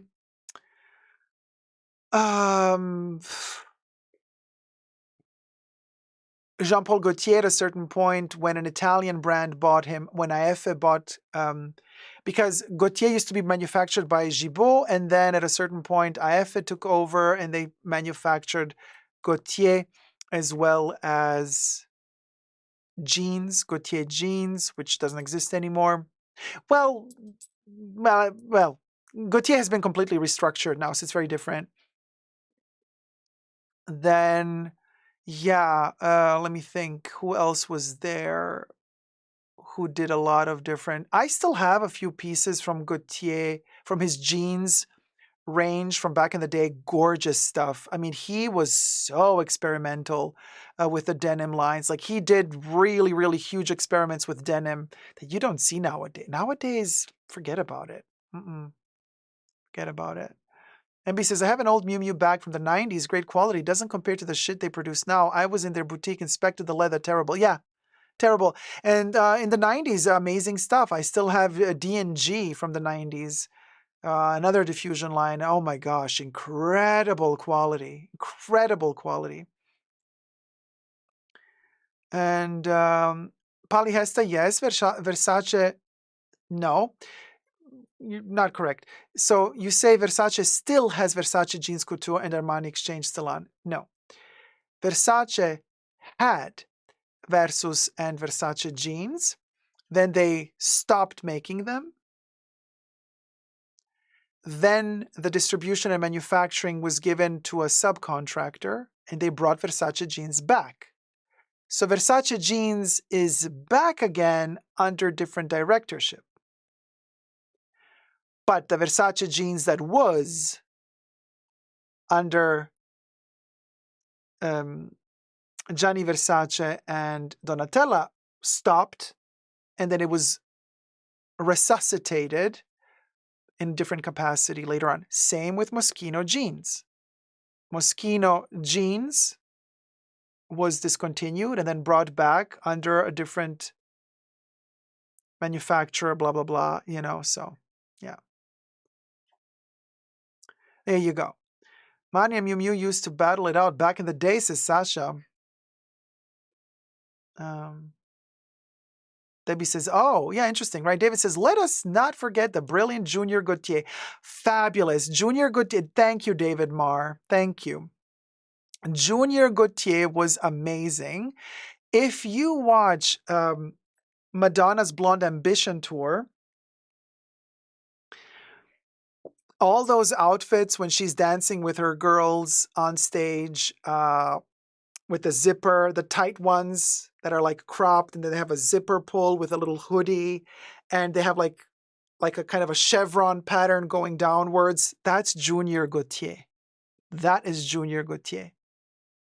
Versace also had Istante, Monsieur Manuel, but Istante was interesting because I think Istante was owned. It's a weird thing from La Rinascente. So that's a weird thing. And I think Istante was also resuscitated and now again defunct. Stanley says, we used to have huge Miu Miu boutique here in Sydney, Australia. It did not last long. Vivienne Westwood had Anglomania, Red Label, Gold Label, Vivienne Westwood Man, and even other diffusion labels, all gone. Well, I think they still do Anglomania in Asia. Hi, PT, how's it going? Iconic, don't go for the second best. Exactly, Nat. That's the one. Don't go for second best, babe. Put your love to the test. That outfit from the Blonde Ambition tour. Yeah, that's the one. That's the one. Deborah says, Sylvia, I despise the tube leather knit bags of Miu Miu. They are awful. Deborah is not having it today. Now, 1 second. MB says, one brand I wish would come back is Lacroix. His costume jewelry was amazing. My pieces haven't tarnished in over 25 years of owning them. Period. I agree with you completely. Christian Lacroix should come back, not just designing for Desigual, the poverty. But unfortunately, he sold his brand to some American company. And this is why we get now Christian Lacroix Halloween decor, which I love, but I doubt he had anything to do with the design. Do I have anything here? I do behind me, though. The Lacroix Halloween stuff. I had an introduction to Lacroix in the 80s, but didn't go, says Deborah.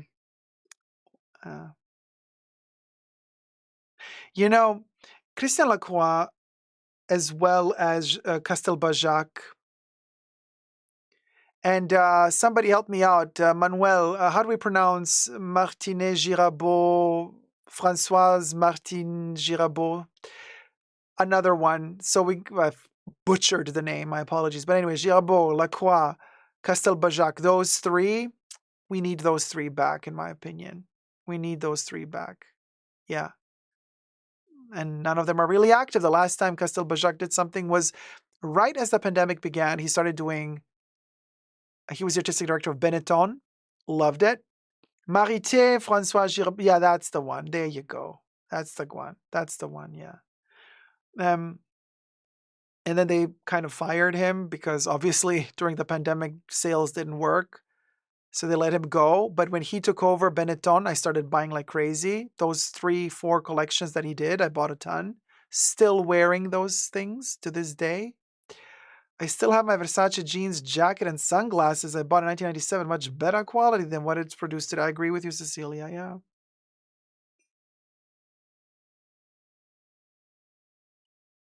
Hi, JLB. Bonjour, Dacob. Bonjour, tout le monde. What a nice start of the week. What is happening to your hair? Beautiful nonetheless.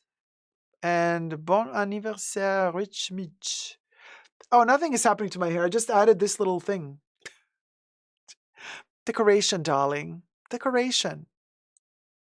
I am the Halloween tree, and I'm putting decorations on that tree. That's all it is. I love Marité François Girabeau. I still have their bags and wallets. 90s vibes, says Stanley. Right? That was a vibe. They were still working in the early 2000s.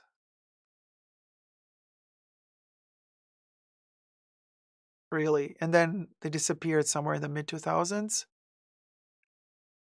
Debbie's like, we're having a shaving party next week. I know, we're so done with the long hair.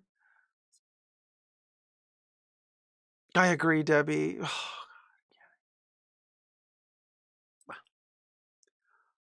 Who knew? Long hair was a pain in the butt.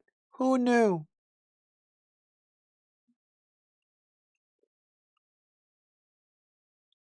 Oh, really, Mahora? Time for a Japanese pixie. Oh, yeah, Deborah. Tom Ford, early 90s Gucci was amazing. Bubbalandia says, when I search Christian Lacroix Halloween decorations, Dacob is the 15th Google image.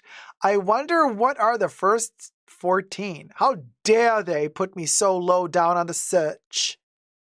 It's because it's such a niche thing. Who's looking for Christian Lacroix Halloween decorations? Nobody. No, honestly, you guys. Like, who's wait,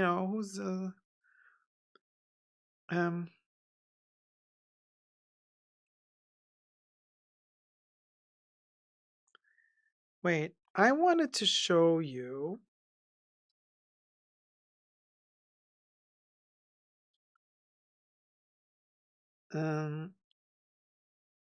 Wait, how do I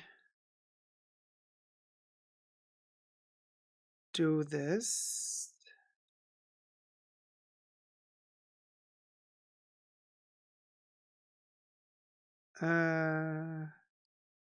Looking for where is it? Looking for the email.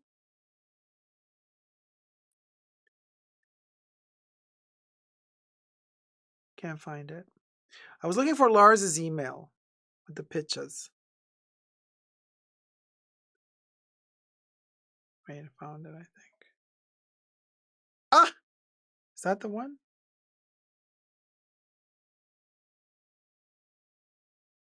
It's not downloading though. I'm sure Christian Lacroix did a collab with Avon for perfume. Oh, Red Silk, but of late I've only seen Rouge. Let's get 150 likes. Thank you. Lars says, I got the moves, baby. You got the motion. If we get together, we'd be causing a commotion. This was also Gautier Jr. So cool. Yes. It's not downloading. Damn it. I can only show one. It's not downloading, Lars. Lars sent us another fabulous fan art moment with a 255 bag. Check this out. Here goes Lars, y'all. Lars, thank you so much. Gorgeous. So, there you go. I am sitting and thinking about the future of Chanel. Period, baby. Period. Thank you so much, Lars. But I can't open this thing. I don't know why. It keeps saying like downloading, but it's not downloading. I'm clicking on it. It doesn't want to download. You guys, why?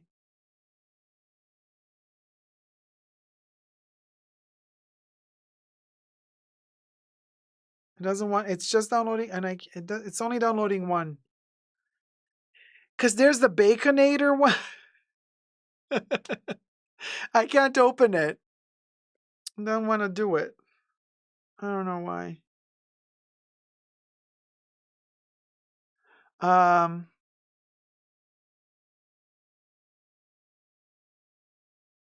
Yeah, great artwork, right? Yeah, I don't know why it doesn't want to look. It's like it's stuck. You see, it's stuck there. Chai doesn't want to focus. There, it's tap to download. I keep tapping. It's not downloading. Oh, wait. No. Okay, no. Oh my God. Lars, you are. Okay. Lars, I got it.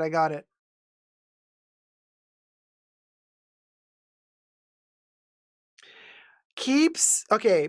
So he writes, keep away from Baconators to ensure quality. No bacon, Chanel care instructions. Listen, Lena. Are you ready for this one? This one's a pip. Look at this one, you guys. This one's a pip. Okay, hold on. There you go. So I'm eating the bacon, baby. I'm Bring eating the home the bacon. bacon. Lars, you outdid yourself. You outdid yourself here. Care instructions. Listen, Lena. Keep away from baconators to ensure quality. And we are dripping the butter all over that poor bag. And wink, wink. IYKYK, right? I'm telling you, this is a moment. Thank you, Lars. It's a vibe. It's a moment.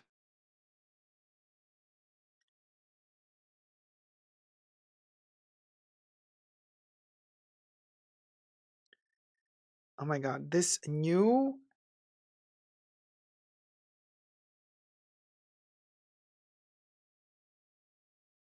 iOS 18 is terrible. Oh, hello, Nona. Thank you so much, sweetie. I can't see anything. Eleonora donated $15. Happy to catch the live stream. Last time in Firenze, I thought about you while visiting the fashion museum. I wished you were live on video to comment. Thank you for your amazing work. Oh man, Eleonora, thank you so, so much. Let me add you to the Haunted Fashion Bunker. You know, it would be really cool to do like a whole fashion museum or art history museum visit together, like a meet and greet. That would be amazing. One day, maybe one day. Eleonora. So I guess we're going to do haunted bacon for you.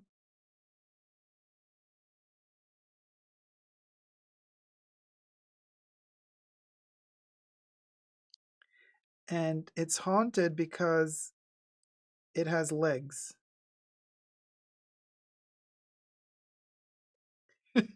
It's alive. It's alive. Hold on. Eleonora, we are adding you to the fashion bunker with a haunted bacon. It has come to life. Here you go.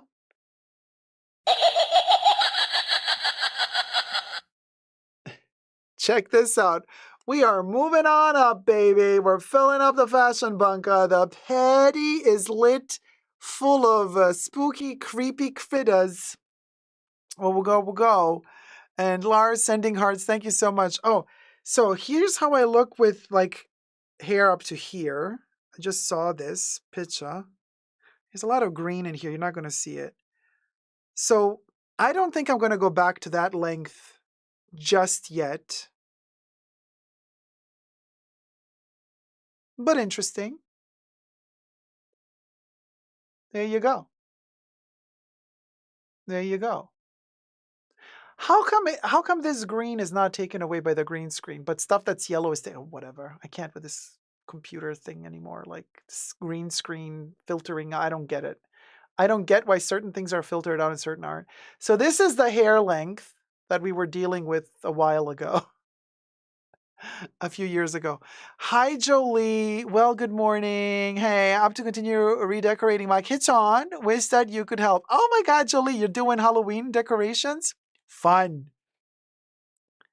Fun, fun, fun. No, this was not a bob. Polyhesta. This is... I don't think you know what a bob is. That was not a bob. Oh, yeah, Mahora. Now you discover them. Mahora's like, oh my God, the junior crop top jackets are gorge. Yes, they're amazing. Yeah, it is a nice length, but I don't know. We'll see. Yeah, the hair length, okay. I think it recognizes that green like bluish gray. Not Adida, maybe. But it's so annoying because look. This is literally not Adida. This is yellow. This is literally yellow. This is yellow. It is a yellow Post-it. A yellow Post-it is green screen, okay? This is a green that can pass as blue, I guess. So it doesn't, you see, it doesn't take away this color. Here we actually have green. Okay, this one it takes away. But then like random stuff that's not really green, it cancels it. I give up. I don't know. I don't know. I don't know. It does weird. Yeah, it's very weird.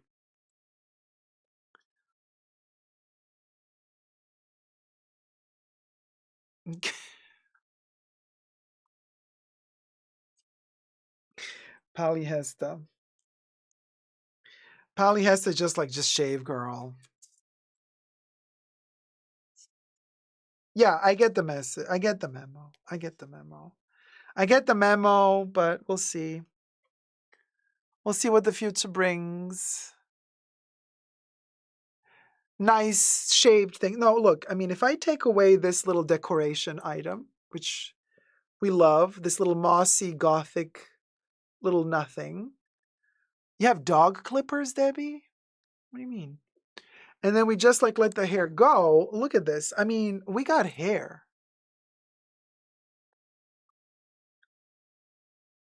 Like chopping all this off.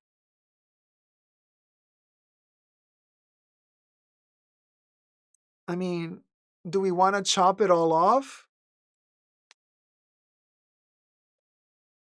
Yeah, kind of sad to let it go, right? So everything's mirrored. It's a lot of hair, okay?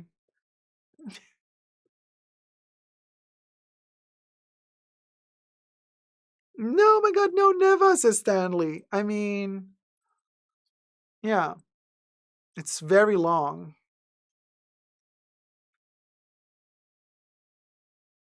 It's super long. Ah, hey, how about this little 90s moment? Giving you Sarah Bernard, 90s, when she was besties with Madonna, you know, being the the lesbian best friend.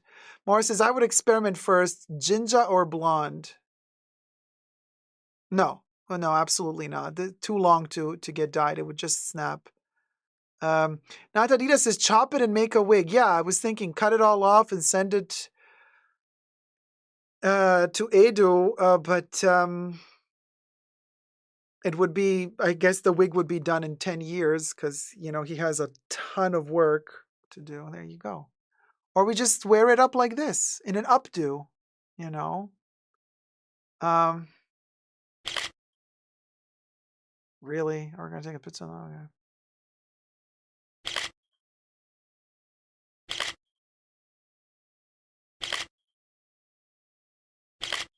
In my Linda Evangelista era, what can I say?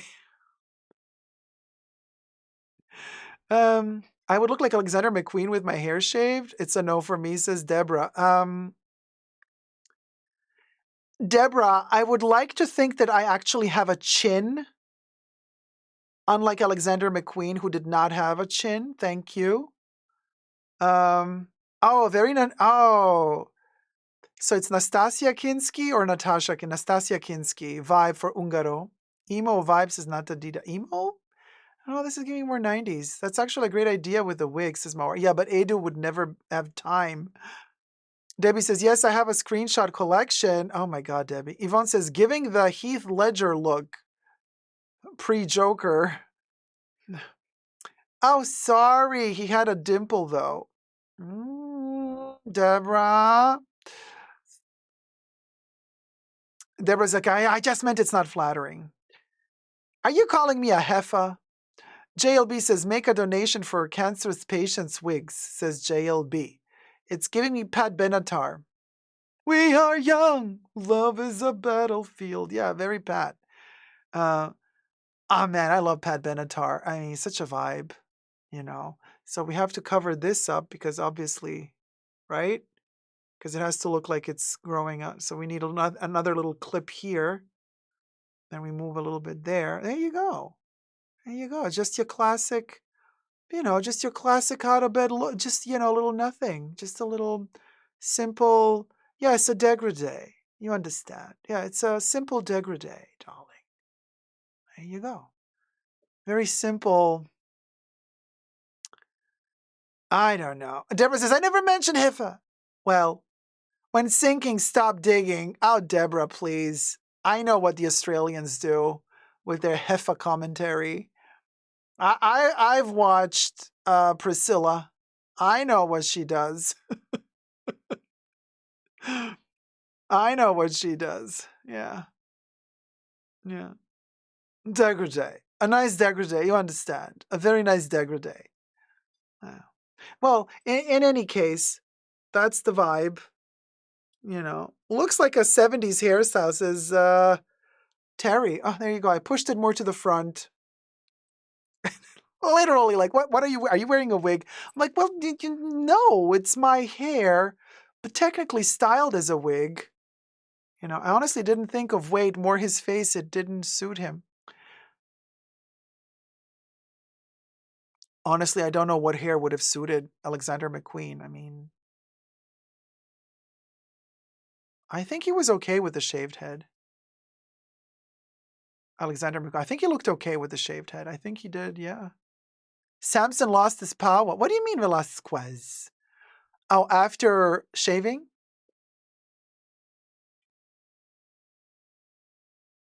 You can pull it even more up, you know, higher.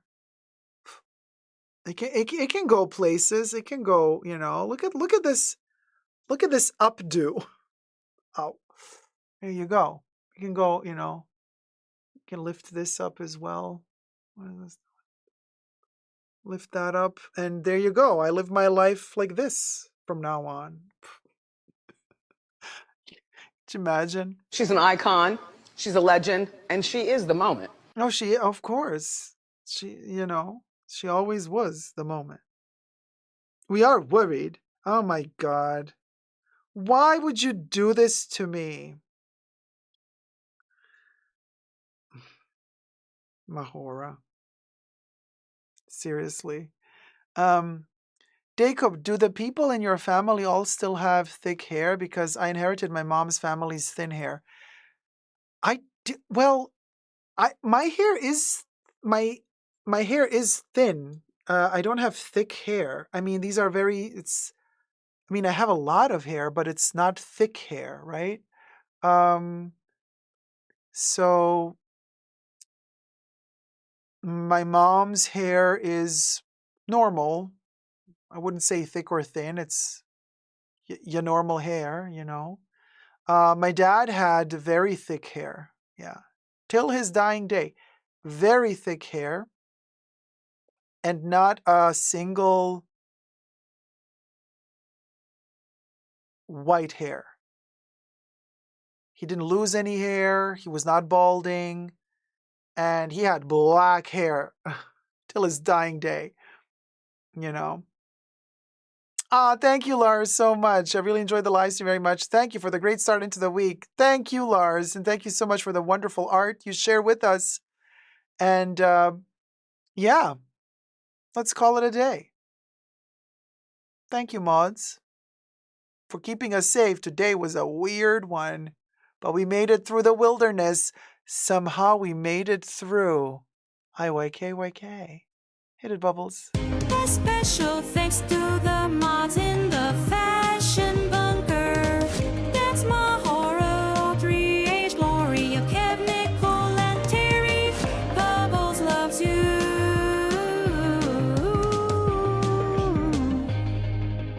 Can you believe it's been 10 years in the bunker? But since we started like live streaming so much, it's been only 4 years. So technically, all of this new growth of the viewers and subscribers, that's all kind of since we started live streaming, really, you know, because before that it was moving slower. Yeah, it can move even slower. But I look like your sister, Jolie. Well, I'll take that as a compliment. Or did you tell in one live stream that you didn't like your sister? No, that was somebody else maybe. Anyway, we'll go. Bugo.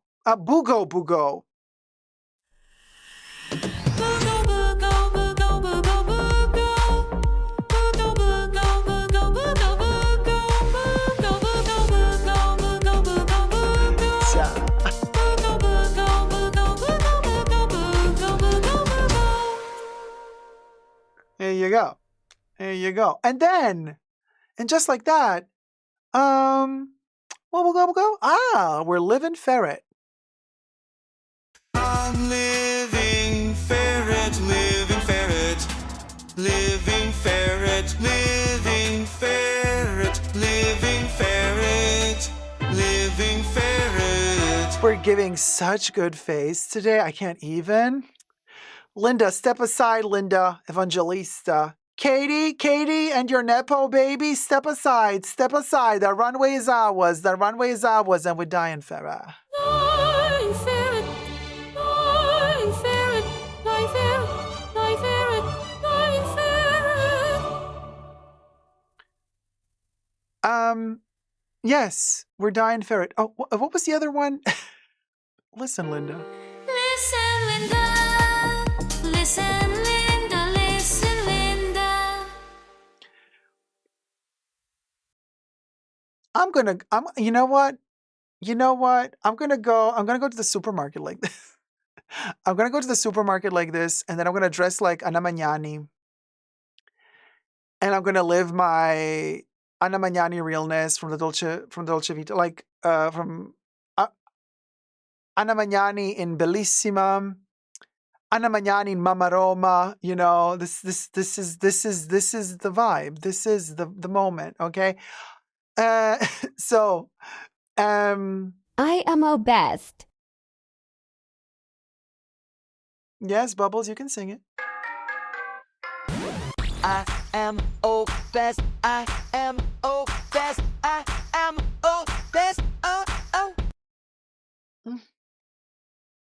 Yeah. Baby Yoda. Will Baby Yoda even recognize me in this Ana Magnani state? Baby Yoda, come here. Come hither. Come hither, baby. Hello, baby. Cha, you are so invisible. You got scared. Okay. Well, sing it, baby. Ciao, ciao, ciao, ciao. Ciao, ciao, ciao, ciao. Ciao, ciao, ciao. Ciao.